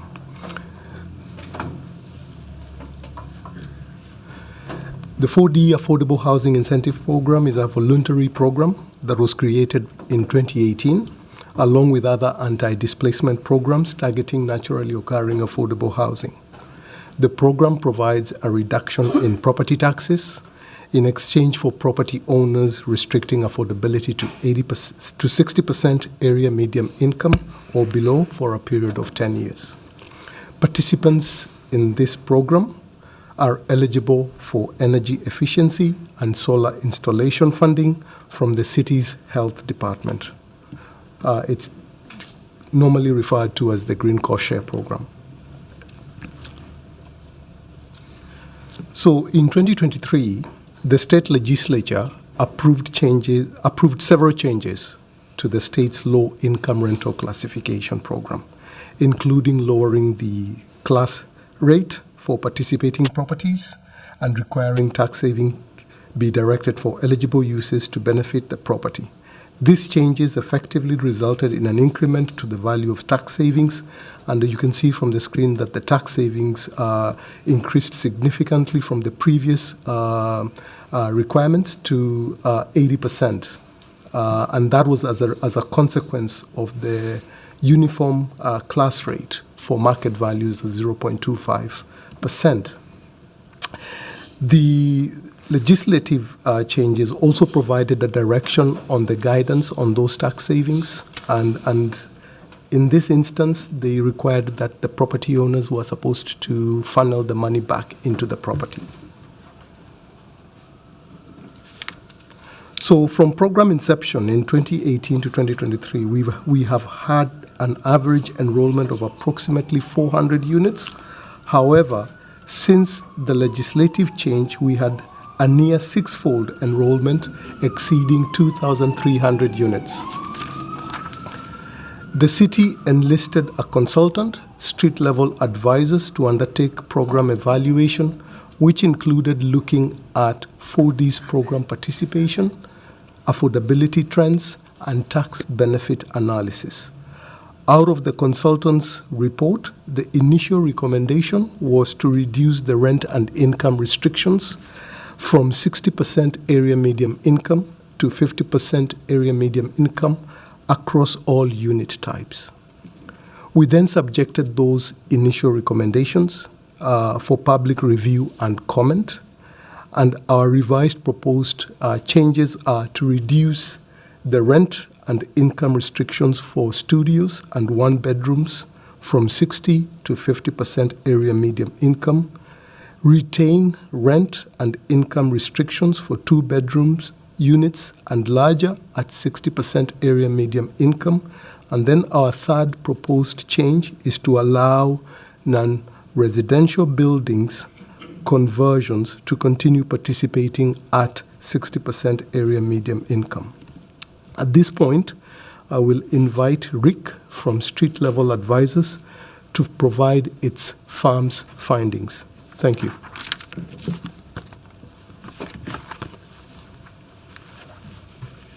Thank you, David. Good morning, Chair and committee members. Thank you for having me. My name is Rick Jacobus. I'm a consultant with Street Level Advisors. We work around the country with cities on the design of affordable housing programs. The city engaged us to look at the 4D program and to help you think about how the program is working and what kind of impact it's having. I'm going to see if, yeah. So first, we just documented how many properties are enrolled in the program. And as David just said, right now there are almost 5,000 units, rental units in the city of Minneapolis that are enrolled in the 4D program, and half of those enrolled in the last year. Based on the changes that David just described, the state legislature made the program much more attractive to property owners, and so you saw a big upswing in the number of units that have joined the program. So these units are spread around the city. They're in every ward of the city, but they're concentrated in certain locations where their lower cost housing is concentrated. Somewhat surprisingly, the program requires that 20% of the units in a building be affordable in order for the building to be eligible for the tax savings. But we found that there were more properties with 100% of the units enrolled than there were with 20. Most of the properties have enrolled more than 20% of their units. And our assumption is that they've enrolled units that were renting at rents that were below 60% of AMI anyway. So they're not choosing 20%. They're putting all of the units that are where the rents are already eligible into the program. The reason for that is that right now in Minneapolis, the average apartment rents for less than 60% of median income.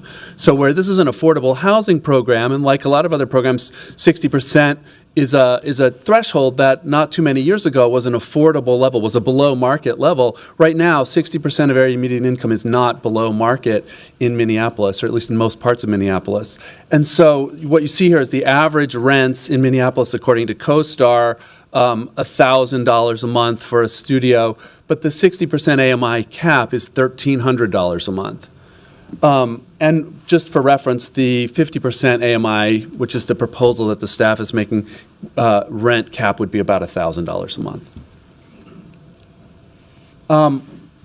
What we found is that the typical unit, the median unit enrolled in the 4D program in the last year had a rent for a studio, for example, of $860 a month, where again that 60% AMI cap was $1,305. So there's a big difference between the average rents that we're seeing in the program and the maximums that the program would allow for eligibility. One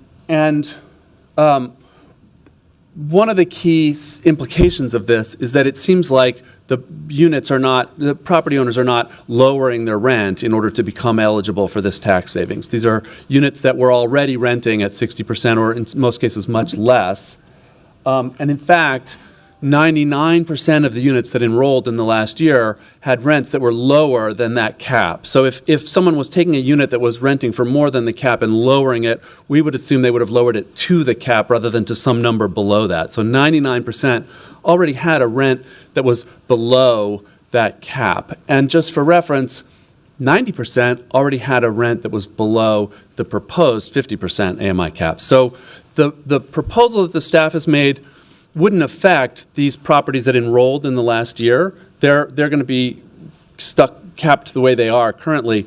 But if they're representative of the properties that would enroll next year, only 10% would be affected by this reduction. If we move from a 60% rent to the 50% rent, most of the properties that came in the last year would still rent for the same rent that they're currently renting for. And you'll notice that the the rents are, the few properties that are closer to market are the 2 and 3 bedrooms. And so the staff's proposal was to leave those at the 60% level because that is where we see the 60% rent. I'm actually going to go back and show you here. The market rent is actually above 60% for 2 and 3 bedroom units, whereas it's below 60% for studios and 1 bedrooms. The other point that I missed here, which is really important, is because the average rent in the city is already below 60% of median, the majority of rental properties in Minneapolis would qualify for this program if they were to apply. So that's, right now we have 5,000 units, but that's something like 50,000 units that could qualify for this program. So part of what we're bringing to your attention today is we interviewed a number of developers and we found that most were not aware of this program. So this is a new change in state law that some property owners have caught on to, but we're concerned that you might see a large uptick in coming years in the interest in the program. We also estimated the value of the tax savings to property owners. And this is difficult to do because every building is different and the tax assessments are different building to building, and the data that we got was incomplete. But what we estimated was that for existing buildings, for the older buildings that are in the program, the average unit sees a tax savings of $104 a month. So their property tax bill is reduced by $104 per month per unit that's eligible for the program. That's $1,248 per year, or over the 10-year required affordability period, that's $12,480 per unit. So this is money, tax revenue that won't be collected because the properties are receiving this benefit. We also looked at it for newer buildings, and we have a set of, because we have another project that we're doing with the city around the inclusionary housing program, we had a set of prototypes for the financial feasibility of new construction properties, and we ran those properties with this credit information. And what we found was that newer buildings have a higher tax assessment, so the tax savings by lowering the rate, they're worth more, so the savings that they get when we lower the rate is greater. And so we found that for units in new buildings, the annual savings, instead of $1,200 a month, could be between $2,000 and $3,000 per month, per year, sorry. And that in new buildings that are subject to the inclusionary housing ordinance, the city's policy requires 20 years of affordability instead of 10. And in that case, we calculate that over the 20-year period, the tax savings to the property from inclusion in the 4D program is between $55,000 and $65,000 per unit in the program. Just for comparison, the city's right now putting $35,000 per unit to subsidize low-income housing tax credit and other sort of trust fund funded properties that are in 100% affordable buildings, and they're affordable at 50% of AMI for 30 years or longer. So what we're seeing here is you're spending more money per unit for these 60% AMI units than you're spending for your 100% affordable units in affordable properties. And you're not getting new affordability out of it. These are units that are already affordable in the market. So this is a costly public investment in affordable housing. And our overall recommendation in looking at this is that you could spend that money more effectively if you were to be more careful about how the program was designed. The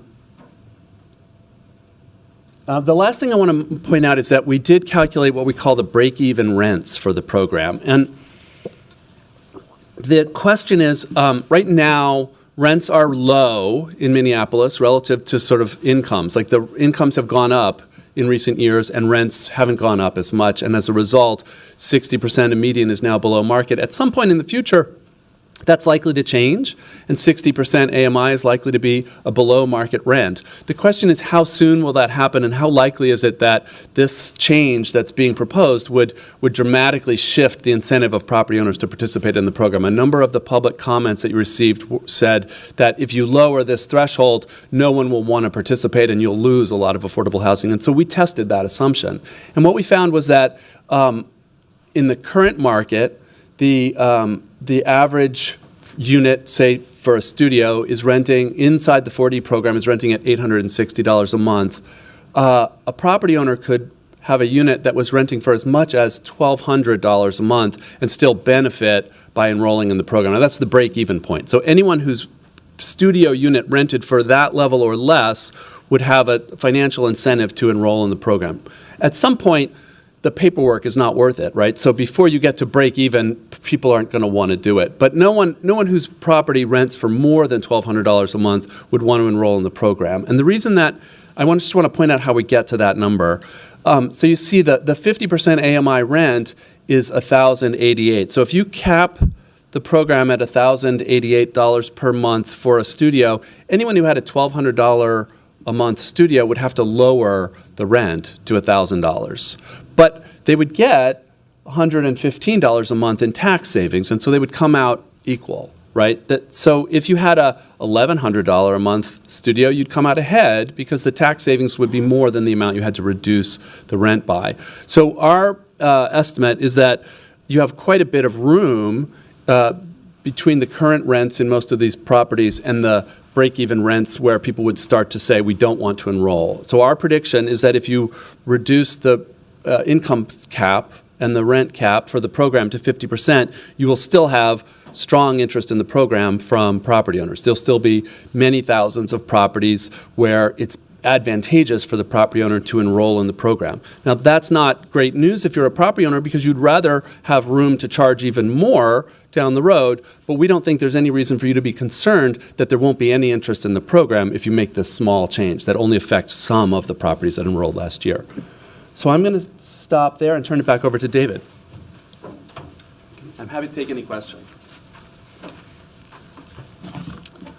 Thank you. Once again, having taken into consideration the public feedback on our initial proposed changes, revised program changes are to reduce the rent and income restrictions for studios and one-bedrooms from 60% to 50% area median income, and to retain rent and income restrictions for two-bedroom units and larger at 60% area median income. And then the last change that we are proposing is to allow non-residential building conversions to continue participating in the 4D Affordable Housing Incentive Program at 60% area median income. This concludes my presentation, and I'm happy to stand for any questions and comments. Thank you so much. There are plenty of questions, but I have two, though. I'll just throw it in there. Okay. The program become super popular. So what is the, how many applications are we getting? How is the staff keeping up with the demand of the program? Council Chair Osman, that's a great question. This year we did see that near six-fold enrollment. It's a paper-based process, but staff were up to the task, and we were able to review all applications within time. I want to point out that the state does have a hard deadline, which is March 31st. So once we complete our application review process, we then pass over that information to the state to be able to conclude their review by much earlier, before March 31st of every year. Sure. I think that this program is super helpful in the areas with upper scale, new apartments. The areas that you're showing in the map already has affordable housing, lower price. And I'm glad to see actually the change from two and more bedrooms stay where they were, but also studio and one bedroom is the one that we changed to 50%. I just learned that today, right now, but I'll call Councilmember Allison. Yeah, thank you very much, and thank you for the presentation, and thanks to our consultant as well. I had some questions about timeline for the change, and so for folks who have already enrolled in the program, who have projects that they aimed at 60% AMI, are they going to be affected by this change, or is it not retroactive? It's forward moving. That's a great question. Council Chair Osman, Councilmember Ellison, this is not retrospective. This is for properties that are enrolling going forward. Okay. I think that's really helpful. It addresses some of the concerns and some of the worries that I've heard.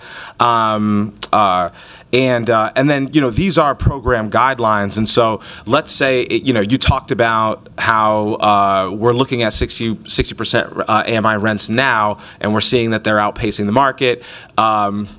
If we needed to make a change in the future, how quickly could that change happen? What would be council's recourse? How would we communicate to the state if we felt like, oh, you know what, we're 2, 3, 4 years down the line and we need to readjust because we're exceeding this 99 or 90% range here. Council Chair Osman, Councilmember Ellison, rents would have to rise significantly, but subject to say that whatever changes we are proposing now as a result of market changes. So, looking forward, if in a couple of years' time there is a huge shift in the rents, yes, we would be open to look at our program again and revise accordingly to reflect the market changes. Cool. And then I may have one more question, but I'm gonna pass the discussion to the rest of my colleagues for now. Thank you. Councilmember Jenkins. Thank you, Chair Osman. I just wanted to ask if you could define non-residential conversions for public. So initially, when we were looking at the changes, we were trying to be consistent with the office conversions, and I believe that was an ordinance that was passed earlier this year. Mm-hmm. But we wanted to make it much more bigger. So non-residential conversions, we're talking about any non-commercial buildings that are available, that are vacant, and if those can be converted, that will incentivize developers and also address the acute shortage of affordable housing within the city of Minneapolis. Okay, great, thank you. It's interesting to learn that rents in these affordable housing programs are significantly below market. It's good news. Thank you. Thank you. Councilmember Rainville. Thank you, Chair. I do have a question, but thank you. Thank you, Chair. I do have a question, but I would like to ask it not of our staff, but of a landlord who's in the audience. I've had a lot of conversations with landlords. I spent an hour on the phone yesterday with the Sierra Club about this program, but there is a landlord in the audience who has a lot of affordable housing units. I'd like to ask him how this will affect his property, if I may. Mr. Min, could you address us, please?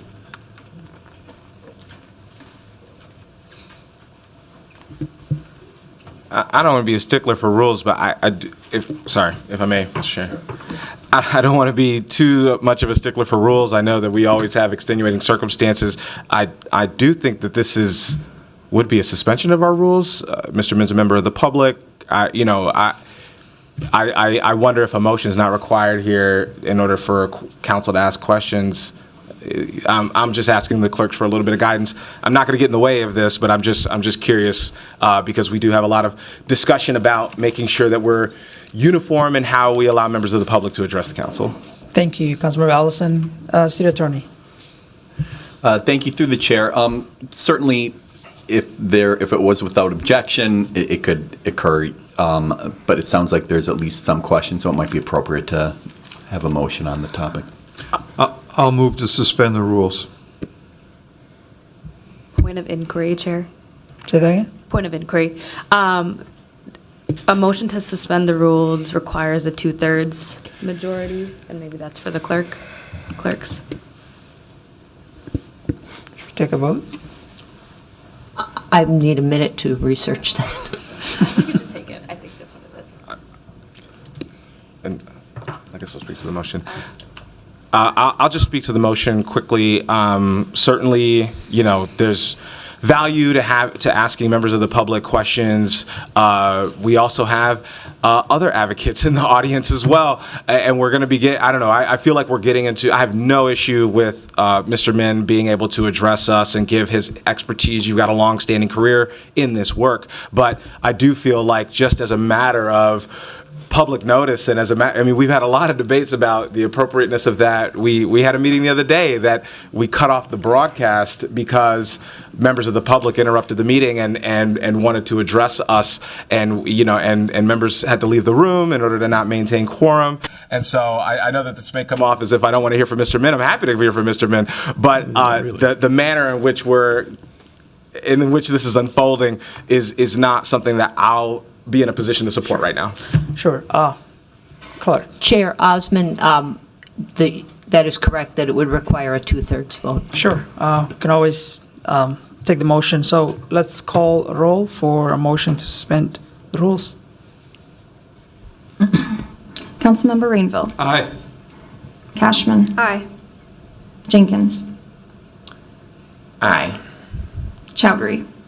Aye. Vice Chair Ellison. No. Chair Osmond. Aye. There are 5 ayes and 1 nay. Motion passes. Welcome, sir. Thank you for the courtesy. My name is Stephen Min, 1701 Madison Street Northeast. I'm appearing today. I was the chair of the 4D Affordable Housing Tax Reform Coalition. It was a group of 25 for-profit and nonprofit developers that led the 4-year legislative change to get 4D change at the legislature. Just the flavor: Common Bond, Aon, Ecumen, Greater Minnesota Housing Fund, Home Place, Hope Communities, Minnesota Housing Partnership, Project for Pride in Living were some of our members in the coalition. It was a 4-year bipartisan legislative change to get the law changed. The purpose of it was to allow for the market to respond to housing preservation and affordability capital attraction. And that's what this statute, it was bipartisan support of the legislature, but it did take 4 years to get the deal done. So I just want to give you that background as to why I'm presenting, because I urge you to not adopt the staff recommendation today. Set it aside and let the industry give you more input and a different perspective than what Mr. Jacobus presented to you. Mr. Jacobus is a well-regarded national expert on affordable housing policies, is an advocate for inclusionary zoning. He was here 5 years ago to design the inclusionary zoning program. I remember arm wrestling with him back then. I respect his talent, but I disagree with his conclusion. This program is your most successful affordable housing preservation effort in the last 5 years. It dwarfs the inclusionary zoning program that you've had for the same last 5 years in terms of its success, and you should consider and celebrate that success that you've had. Let me just give you some quick numbers to think about. You've got 96,325 rental units in the city. In 2018, the first year that owners could opt in to 4D in Minneapolis, you got less than 0.02% applications. By 2023, you had 601 properties, 2,397 units. That was 2.5% of your housing stock that opted into the program. By the end of 2024, you will have 4,735 units applying and enrolling into the program. That's not even 5% of your housing stock. You have not even touched the tip of the iceberg as to how much preservation this program could provide you. And so I think it's premature and early. January of 2025 is going to be the very first year, the very first month that the new tax rate will be in effect. You haven't even seen the effect of what the market could produce in terms of preservation for you. You only have 5% of your housing stock in the program. What is the fear? Could you get to 14 or 15%? Let me give you the math on what that looks like. It's my position that if you reduce the threshold to 50% AMI, you'll have a reduction in the number of people who want to go into the program. It's really that simple. If it's not attractive enough, they won't opt into the program. Sir, can you wrap it up? Yeah, I'm going to give you 3 or 4 quick bullet points. You're losing 1,200 NOAA units a year. We've been losing 1,200 affordable naturally occurring affordable units a year for the last 10 years. We have to produce 5,000 units a year to get back to zero based on Met Council projections.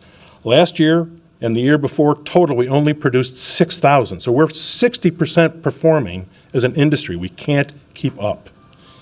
You can't afford to lose any unit that's willing to go into the preservation stack.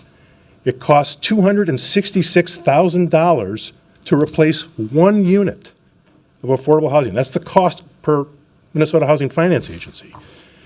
Mr. Jacobus told you you're spending $35,000 out of the trust fund just for one unit replacement. You're going to lose $12,000 over 10 years for every unit that does go into the 4D program. $12,000 over 10 years. That's $1,200 in tax you'll lose versus spending $35,000 to replace from the trust fund and $266,000 total to replace just one unit.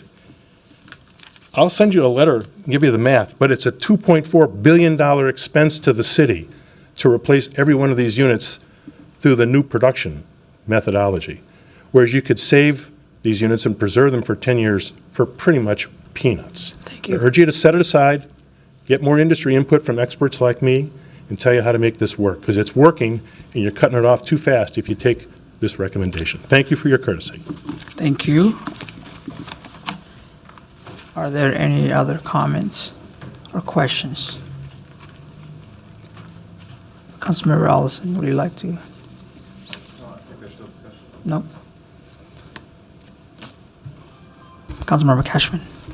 Thank you, Chair Osman. I'm just wondering if you could help me understand if we're anticipating like a 10-year kind of affordability cliff because of this huge surge in applications and participants in this program, and it only lasts for 10 years, like you said, versus Affordable Housing Trust Fund does lock in prices for 30 years. So what are you anticipating at the 10-year mark of this? So, Council Chair Osman, Council Member Cashman, to your question, after the 10 years, the property owners can re-enroll into the program. But kind of going forward, I want to say we do not know how many applications we're going to receive. Once we open the application window, we may end up looking at the same numbers that we have seen this year. So we will have to see how that pans out. But for now, I can't really give a definitive position that it's going to be a cliff. But we'll see what happens. Yeah. Thank you. And then another question is why now? You know, the question was why are we passing this now versus after, later next year? Yes, Council Chair Osman, Council Member Cashman.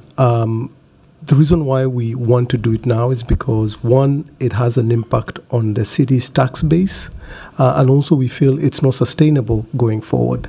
I think when we saw the presentation from the consultants, it did demonstrate that there are some properties that are receiving the subsidy that should not be receiving the subsidy. I think you may remember there was a table that was shown that showed that some of the average market rents for the studios were below 50% area median income. For one bedrooms, they were below the 60% area median income. So it's not sustainable. So that's why we are suggesting to propose these changes now. And just to go back, I want to say that if the market was to change, yes, we would look back at the program and make whatever revised revisions we need to make at that time. Mm-hmm. Okay, well, I'm really glad to see that you kept the 2 to 3 bedroom units at 60, and I think it's especially helpful as we try to attract families, and families in particular need more than one bedroom. So I think that's a really good change that you made following the public comment that you received, and I do think it makes sense for the studio apartments to be lower, just given at those price points that you looked at. Kind of feeling a little iffy about the 1 bedroom, but I'm supportive of these changes that you've done, and I'm going to vote on this today. Councilmember Allison. I wanted to just reiterate and maybe ask to make sure that I'm not missing a bigger picture here. You're showing us here in one of the slides that we're putting anywhere from that these units are basically reaping anywhere from $50,000 to $65,000 over the course of 20 years per unit, right? And meanwhile, you juxtapose that against the $35,000 that we put in through the Affordable Housing Trust Fund for 30 years of affordability, right? Correct. 50 to 65 for 20, 35 for 30. I feel like this is a no-brainer. And look, if we're talking about the program expanding, you mentioned, I was going to ask the question about how does this affect the tax base long-term, and you kind of answered it.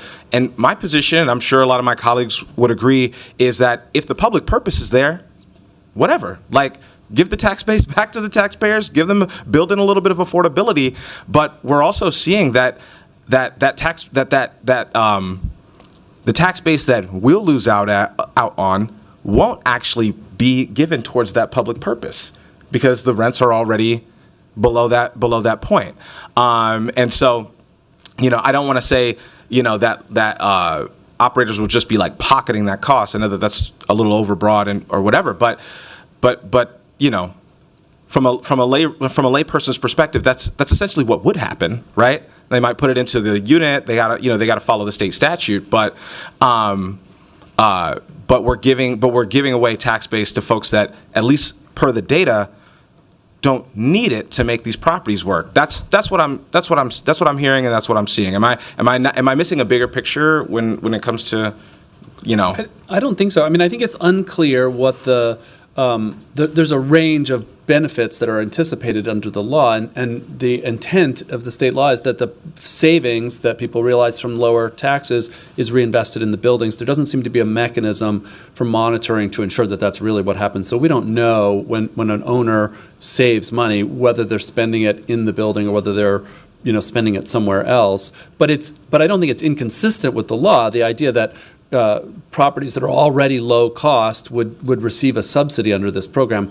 I think the question here is, how many of the properties in the city do you wish to subsidize in that way? And I agree with Mr. Min that you have this program and there are units already in it, and you don't want to eliminate the program. We're not suggesting that. Our analysis suggests that if you lower the threshold from 60 to 50, it will have a small impact on the types of properties that are currently enrolling. There will be some fewer that will want to enroll if you make that change, but it will be a very small difference. Most of the types of properties that are currently enrolled will still benefit. It'll just limit the upside of how many extra other properties would want to enroll in the program in the future. And this is maybe more of a question for staff, but this isn't us changing an ordinance. These are program guidelines, correct? And so if we're looking at a year from now and we're seeing that this had unintended consequences that we didn't see coming, we can change this right back to 60% AMI. I guess my analysis is that the data is showing us that we should adopt staff's recommendations and changes, because that's what the the data is telling us we should do.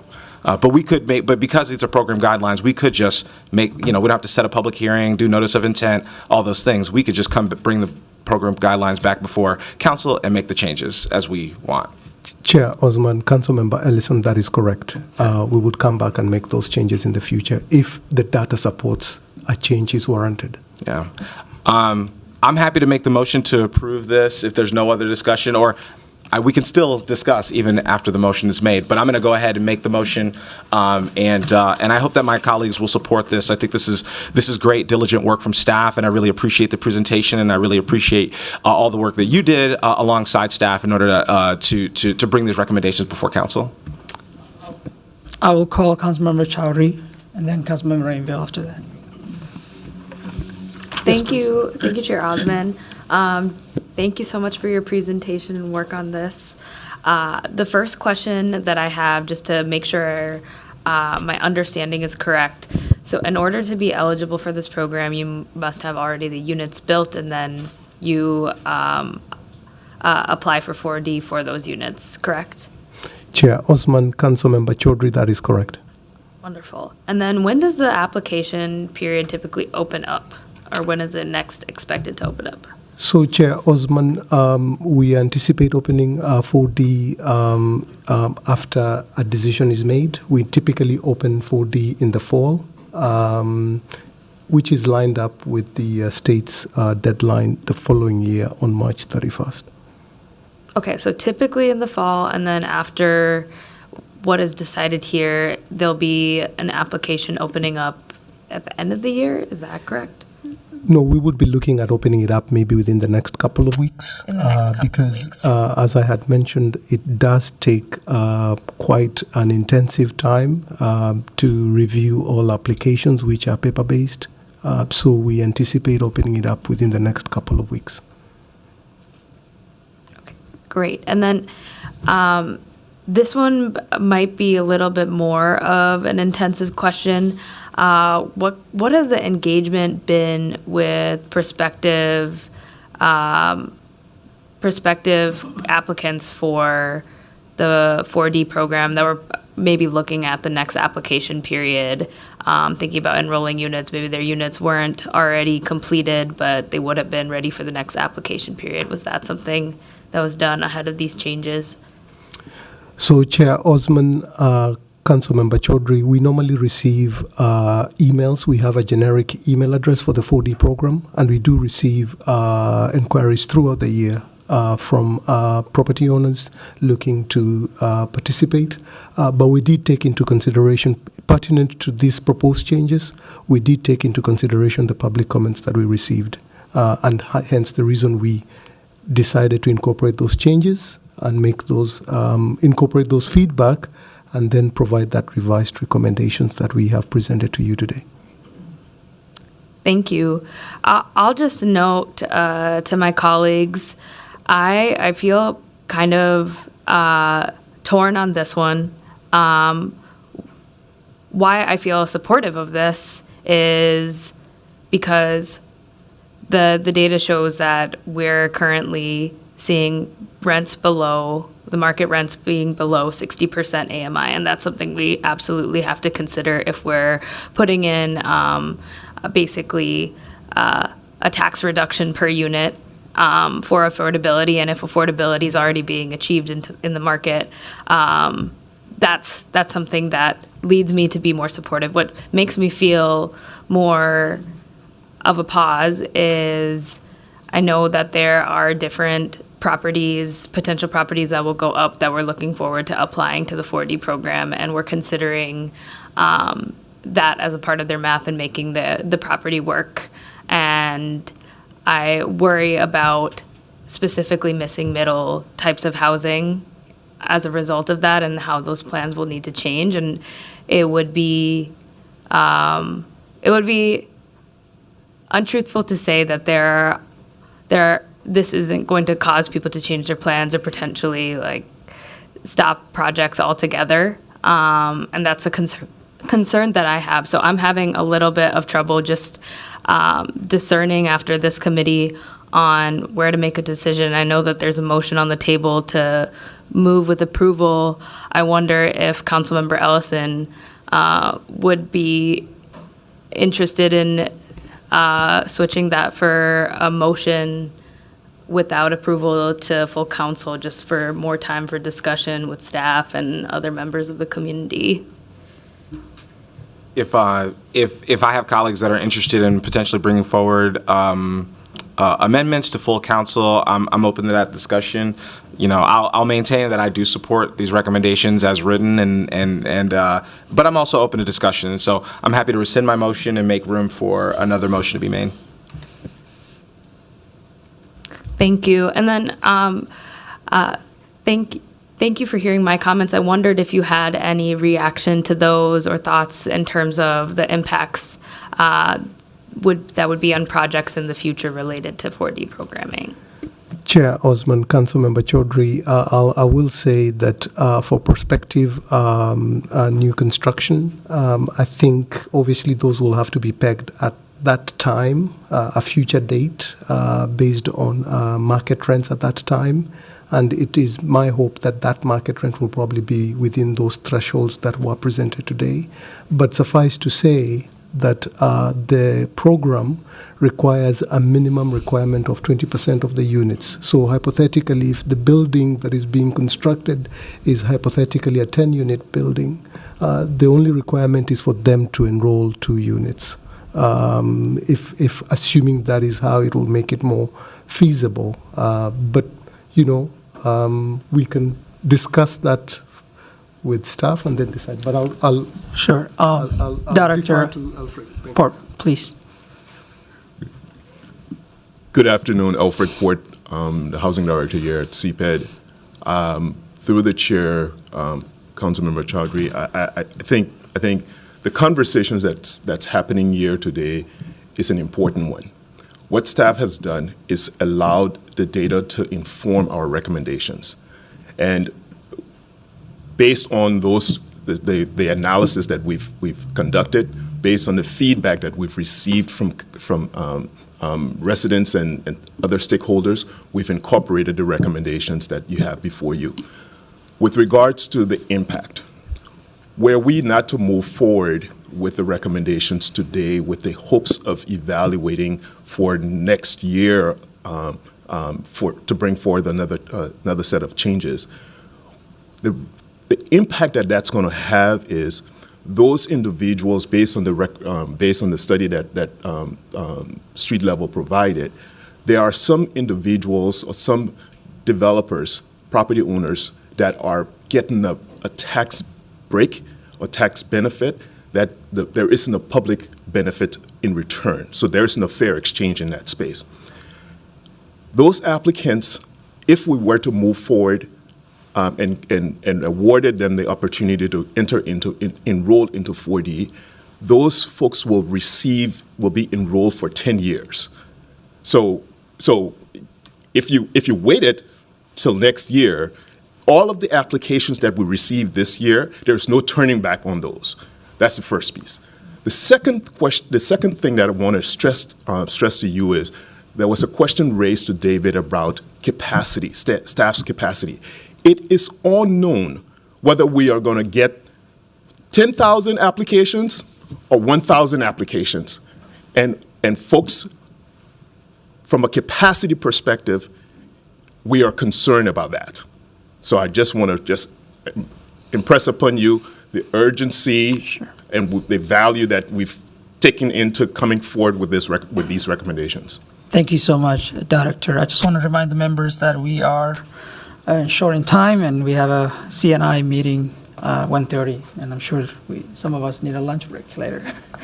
I will recognize Councilmember Rainville. I'm sorry, have you done your comments? Okay, thank you. Councilmember Rainville and then Councilmember Cashman and Allison after that. Thank you. So with the Councilmember Ellison rescinding his motion, I'll move to send this forward without recommendation and allow some time for the major affordable housing providers to give us more input. Sure. Councilmember Cashman? I'm not going to support the motion to move it forward without recommendation. I want to recommend it today, but I just want to say that part of the reason why I think this is a smart move is because we're facing, was it 8.3 property tax levy increase this year and then 9.8 next year, and this would impact and could potentially lead to us ballooning the property tax levy in future years. So I'm a little why I think it's a good idea to move forward with these recommendations. Sure. Councilmember Allison. Yeah, I just wanted to stress something I thought Elfric would stress, which is that we heard from staff that there was a six-fold increase from last year to this year, and that essentially, as Elfric pointed out, could there be another six-fold increase from this year to next year? I think that's an important thing for us to think about. That like the interest has grown so exponentially in this program that we don't actually have a sense of where that exponential growth sort of maxes out at realistically. So I mean, at least that's how I'm interpreting it. And so I just wanted to highlight that for my colleagues. All right, thank you so much, everyone. With the motion to forward this without recommendation, full council. I'll ask clerk to call the roll. Councilmember Rainville. Aye. Cashman. No. Jenkins. Aye. Chowdhury. Aye. Vice Chair Ellison. Aye. Chair Osman. Aye. There are 5 ayes. That motion passes. Thank you. Our next item is a presentation regarding enforcement of unlawful home occupations. I will welcome Brian Sterry from Brick Services, Brad Ellis from Seabed, and Kelly Molman from Health Department. For that presentation, I also recognize we have been joined the author of this, Council Member Fita.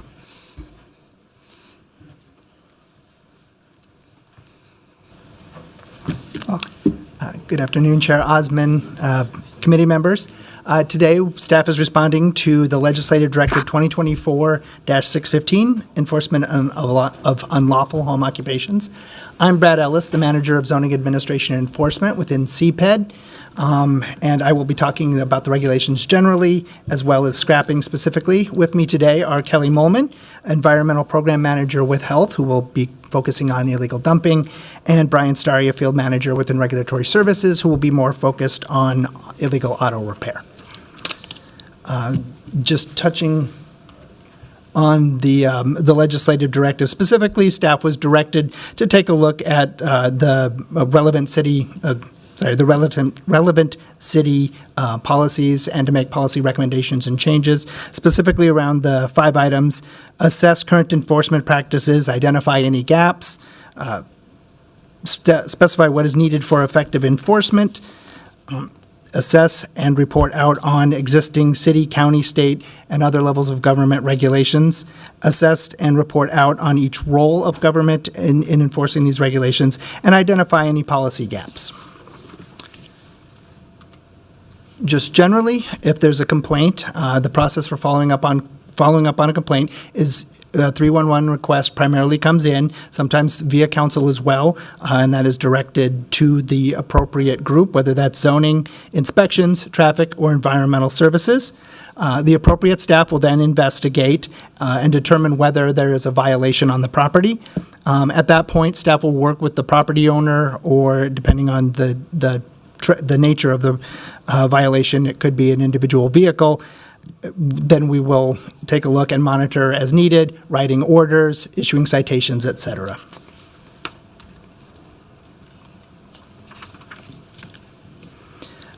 Existing policies and regulations, we'll kind of go over some of these generally. I'll touch on some of them more quickly, recognizing we're out of time.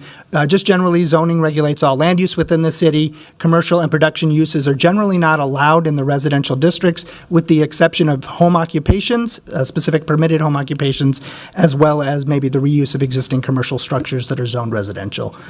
Chapter 545, Article 5 recognizes, or is the regulation for home occupation, and has specific standards set there in order to allow home occupations that don't interrupt or bother neighboring properties.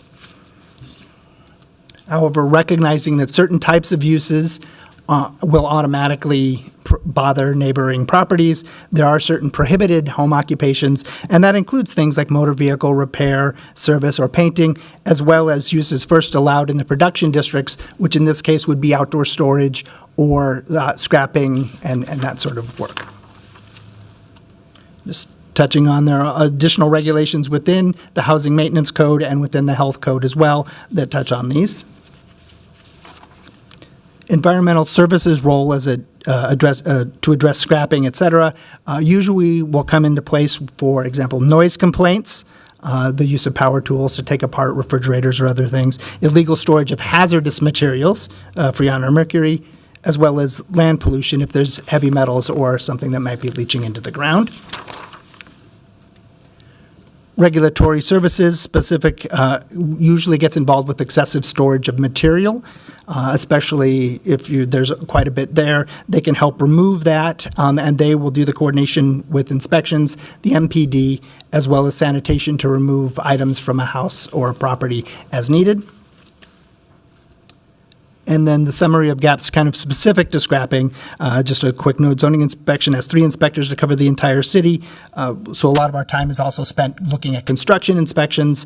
And so it's difficult to maybe concentrate on one specific property. Timing of inspections. Activity often occurs at night or on the weekends outside of normal work orders. And if the inspector doesn't see the activity, that's impossible to write orders upon it.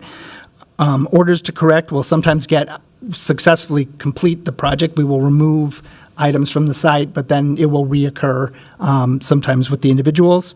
It is the time and complexity of coordinating between departments to enforce illegal scrapping, especially if we're removing items from a property and inspections has to engage the MPD or sanitation and try to schedule that work.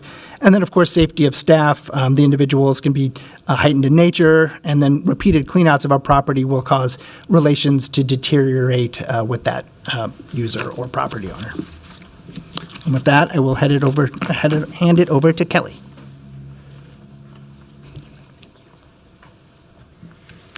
Chair Osmond, committee members, my name is Kelly Molman. I am the manager for environmental programs with the Minneapolis Health Department. I'll speak a little bit to environmental services overall, but then go into more detail on illegal dumping. So environmental services oversight, as was stated earlier, we receive our complaints through 311 calls as well as council offices. We respond to spills, odors, and air pollution, noise complaints, and illegal dumping. I'm not going to go into detail onto these next two slides, but just have here as reference the city ordinances, state law, and federal codes for our enforcement authority.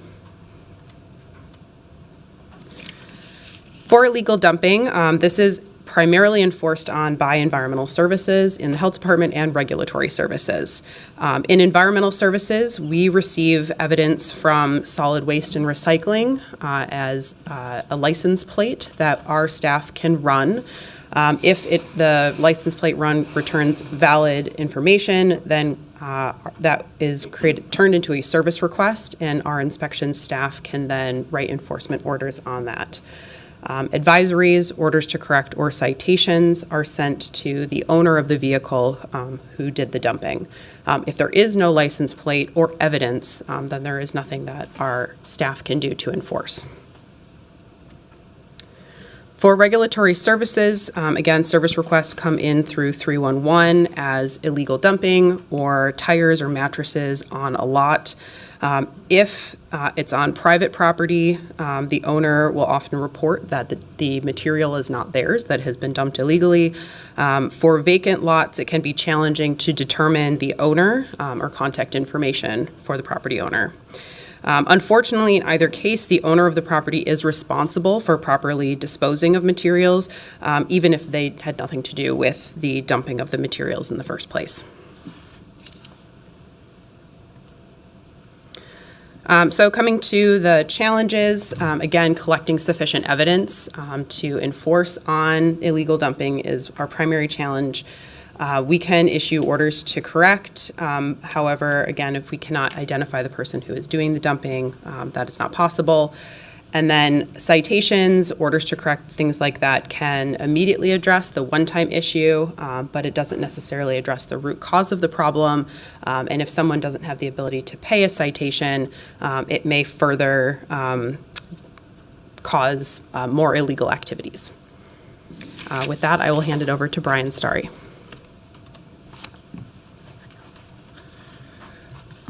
Good afternoon, committee members, Chair Osmond, Brian Starry, City of Minneapolis Reg Services. I'm here to discuss some of the challenges and solutions pertaining to the enforcement of illegal auto repair. Sometimes the challenges that we face are when these activities are occurring at rental properties.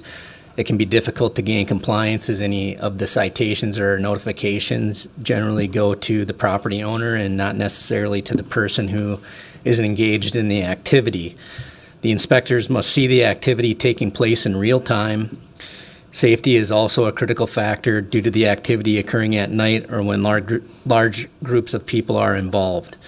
Enforcement can lead to heated exchanges, as this is often a primary source of income for those engaged in the activity. Solutions include having a dedicated police officer assist inspection staff, education for property owners through stronger lease language, and enforcement against both the vehicle owner or the vehicle being repaired and the person performing those repairs. Environmental services, home-based auto repair. Generally, those complaints are received through 311, generally related to noise complaints, illegal storage of hazardous materials, oil spills, unlicensed home-based auto repair, and an order pertaining to the painting of vehicles. Some of the challenges: it's difficult to prove the ownership of the vehicle being worked on, especially if there are no license plates that we can identify. Illegal auto repair on the public right-of-way. Traffic control addresses auto repair activity occurring on the public right-of-ways and can ticket vehicles that are inoperable or illegally parked. Challenges include owner of the vehicle receiving the citations, and it does not impact the individuals doing the repairs. Safety is also a concern for staff when dealing with this activity. Possible solutions discussed were to issue citations to the person doing the work currently outside of the scope of traffic control agents. MPD can issue citations to the individuals engaging in the activity performing these tasks.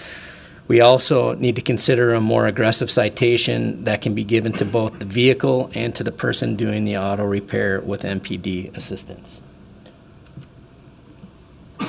Current enforcement practices include authorizations to remove rubbish related to illegal activity and administrative citations for illegal auto repair on private property. We can issue citations starting at a $500 level, and those increase for if we have a continuation of the activity. Those citations can increase up to $2,000 per incident, while traffic control can issue criminal traffic citations on the public right-of-ways, but to the vehicle itself. And then again, here are some of the existing laws and policies governing the unlawful businesses, zoning, and fire and traffic control.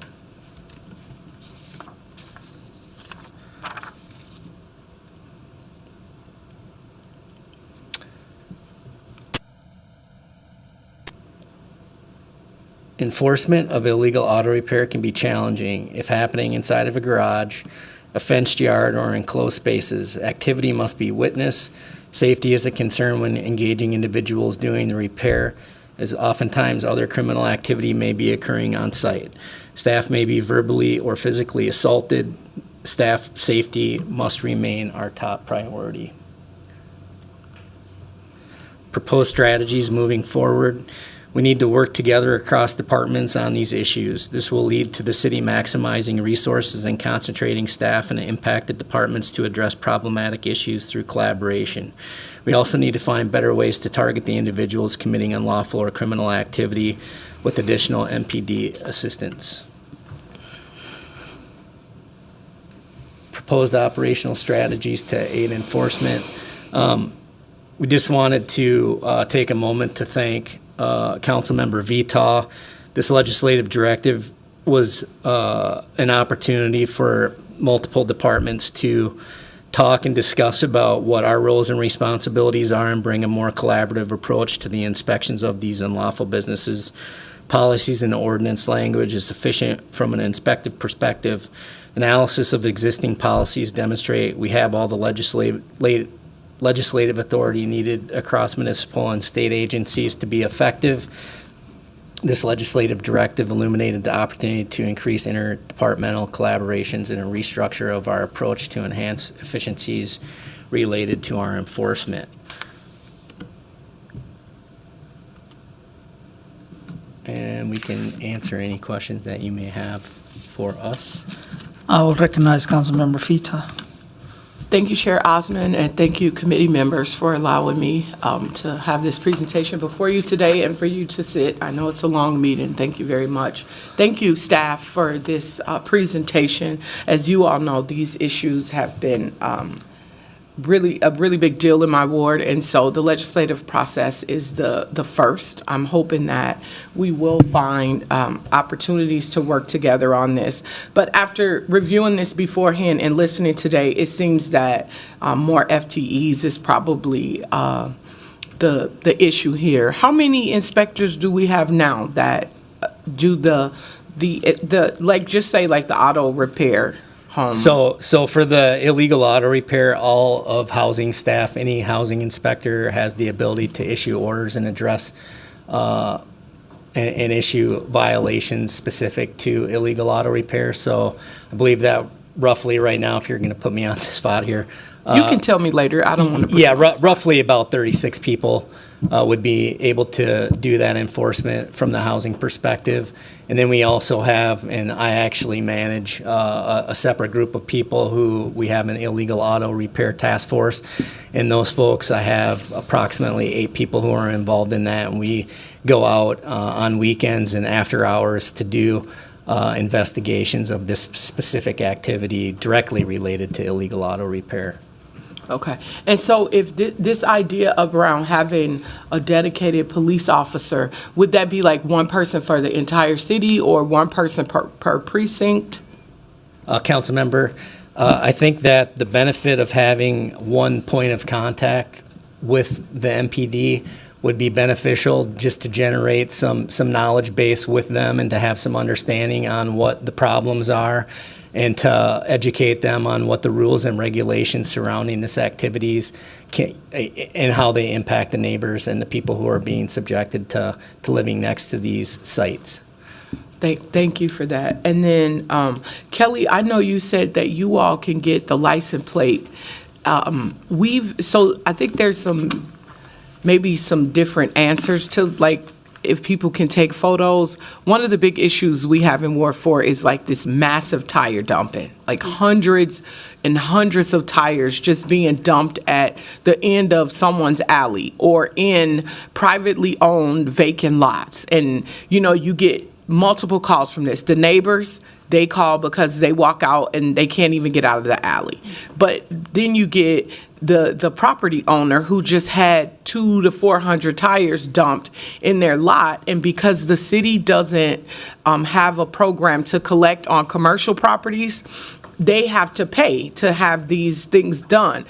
I'm wondering, I mean, I've had so many people submit Ring camera footage or whatever, you know, like some sort of a photo or video, but we've been told that that person doesn't get a citation, but we've also been told by people that they do. So, like, is it the health department that does that, or does regulatory services do? Like, who actually takes the citations, and is that every department across the board can give that license plate, the person whose license plate that is the citation?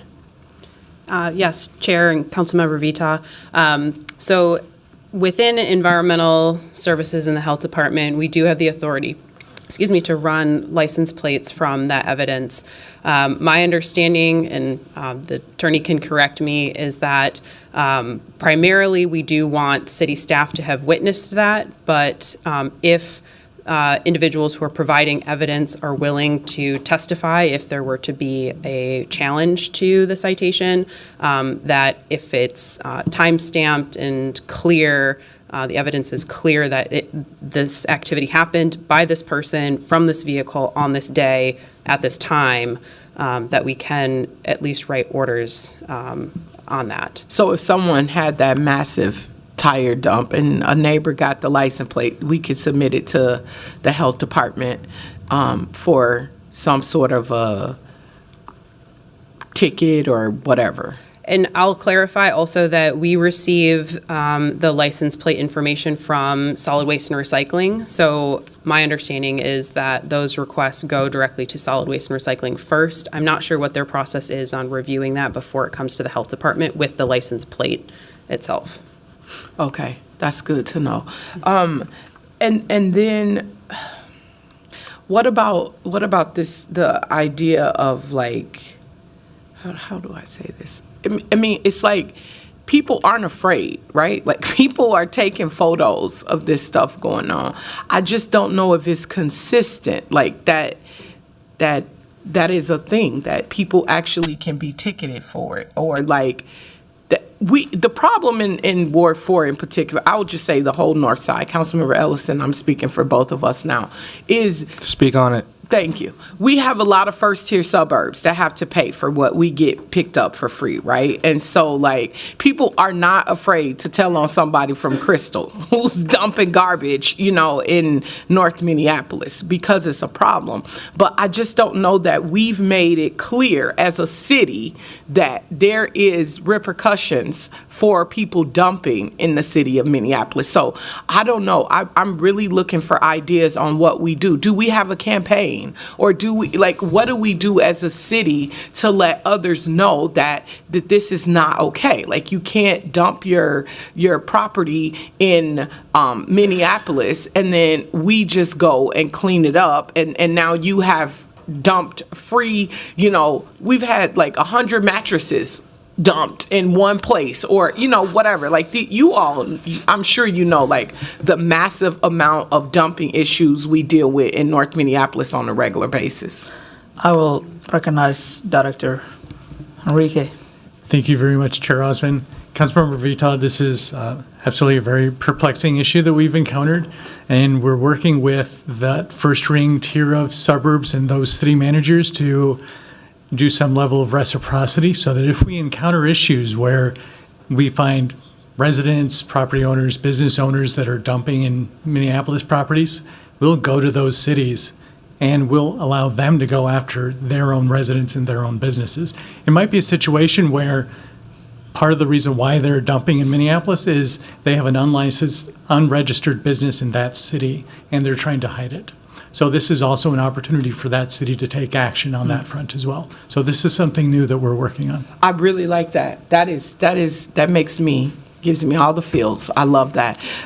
The other thing is, we deal with the dumping, but also the unlicensed home businesses. We get a lot of complaints about chemicals, and like the enforcement of that. A lot of time there's no one available, right? Like, it has to happen in real time, and sometimes you get a call and we report it, but there's no one to go out. We're stretched in with the number of inspection officers that we have. And so, that's a thing too. Like, do the pictures and the video footage work for that as well? And like, are we thinking about how we can, besides more FTEs, I get it, we need more staff in your department for sure.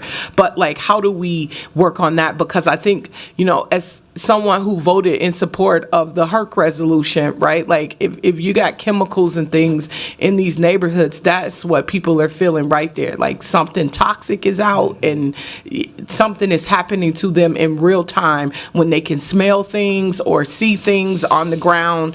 And so, and just wondering, like, are we thinking about different ways of enforcing that also?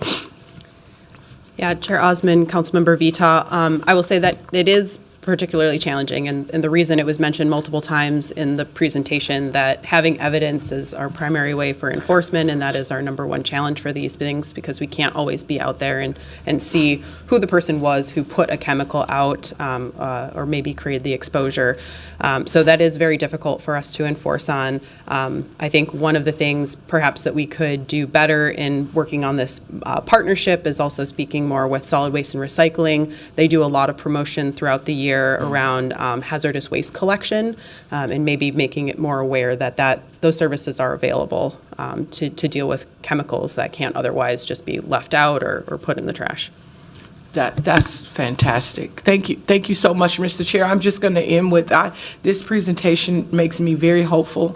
I really appreciate all the work that you've put into this staff. I think we have something to work with here. And more than anything, I want to empower residents to be able to report these things and see some resolve in it. It's a big issue, and I take it serious that it's my job to do something about it, and I appreciate all of you stepping up and willing to help me do something about it. Thank you very much. Thank you. All right, thank you so much. Seeing no one else, I'll direct this clerk to receive and file this presentation. Members, we are running out of time. We have to get to CNA. So is it okay if we delay this item, or we can get to it?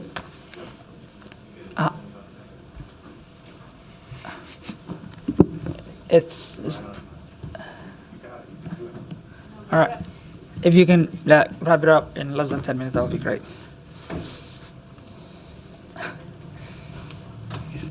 But don't talk too fast because of the captioners.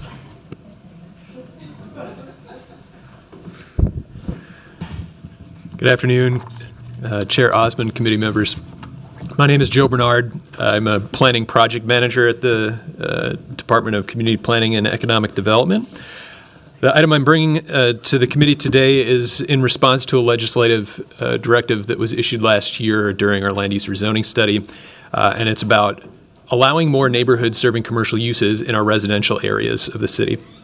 I'm going to move through these slides quickly because of time, but just some background is that during that rezoning study process, we had stakeholders that lobbied our planning commission to allow more retail opportunities through our zoning ordinance in areas where we really only allow residential uses today.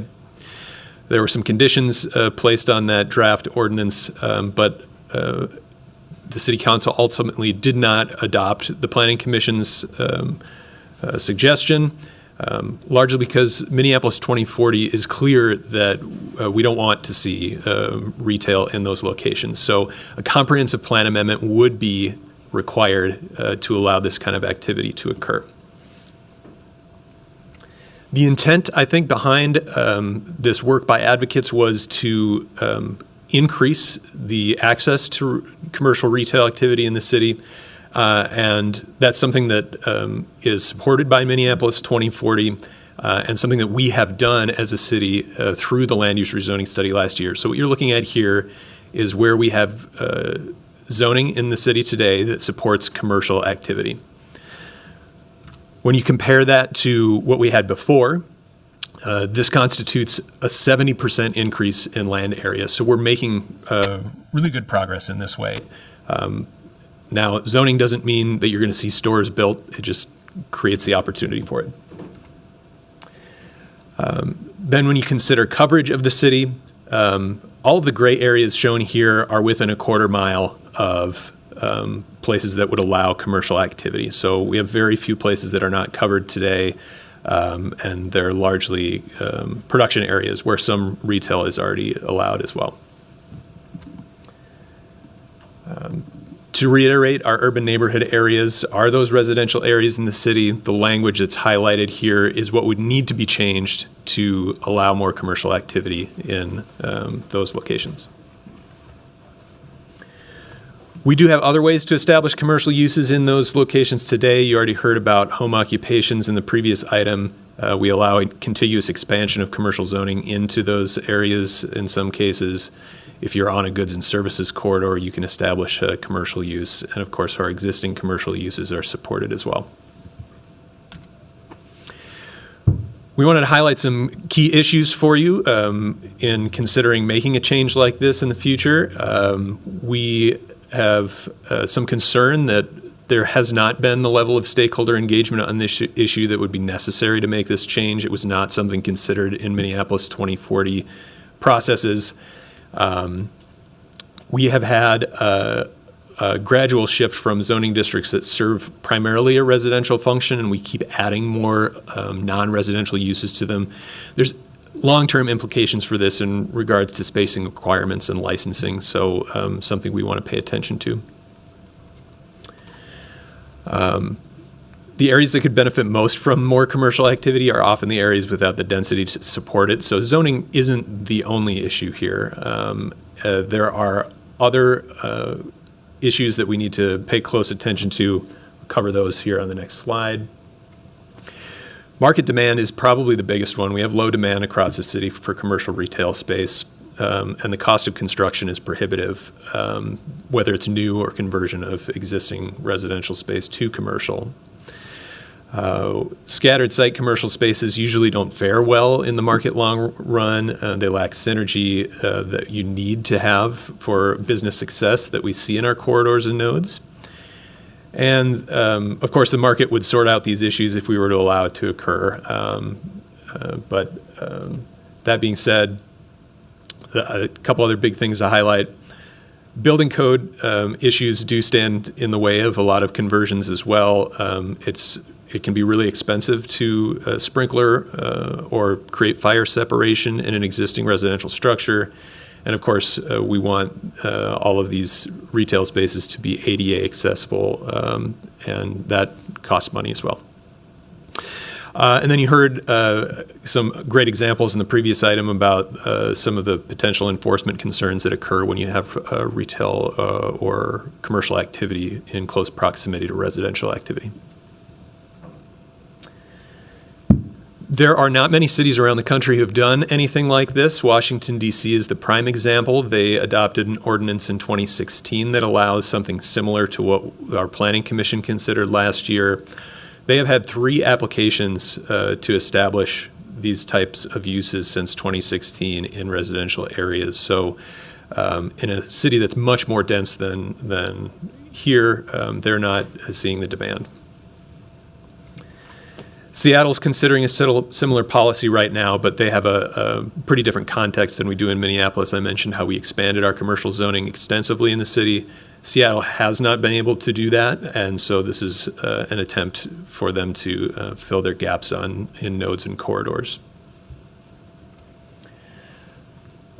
Conclude my remarks here by just noting that it's staff's intent to continue studying this issue and to work with not just the rest of our colleagues internally, but do more robust community engagement on this issue when we start working on the next comprehensive plan update.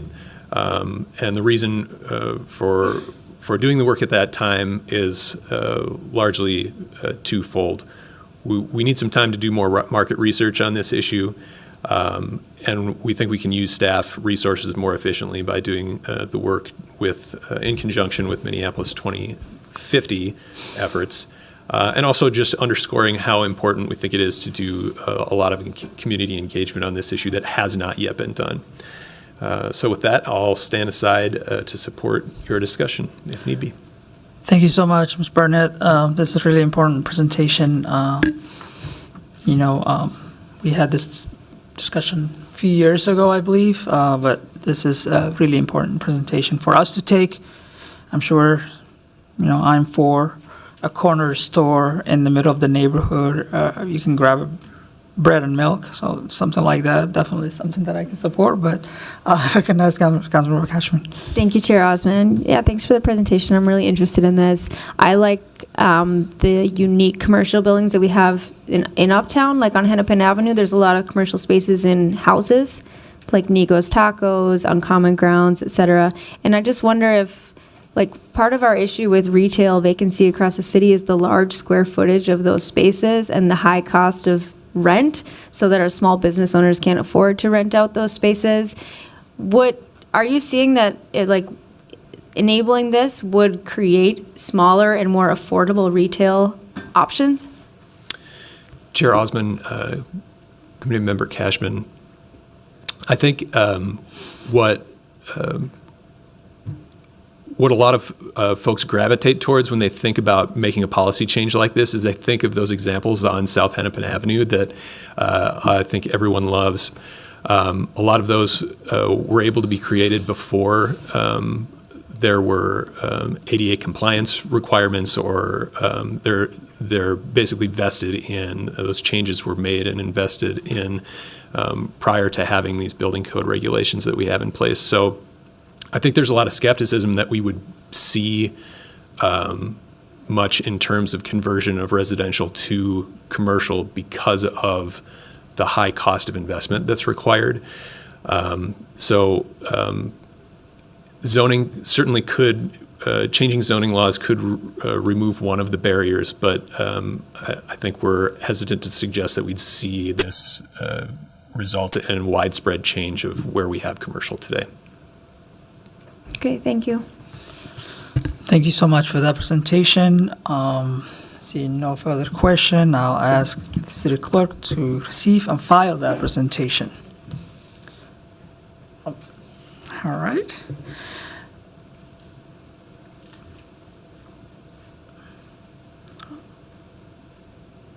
I'm not sure what this comment is, but at this point, I will instruct the clerk to refer.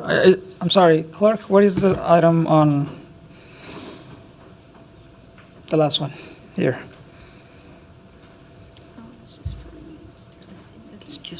Oh, okay. So all we're doing is adjourning Okay, thank you so much. See no further business before us. With no objection, I will declare this meeting adjourned. Thank you so much. That was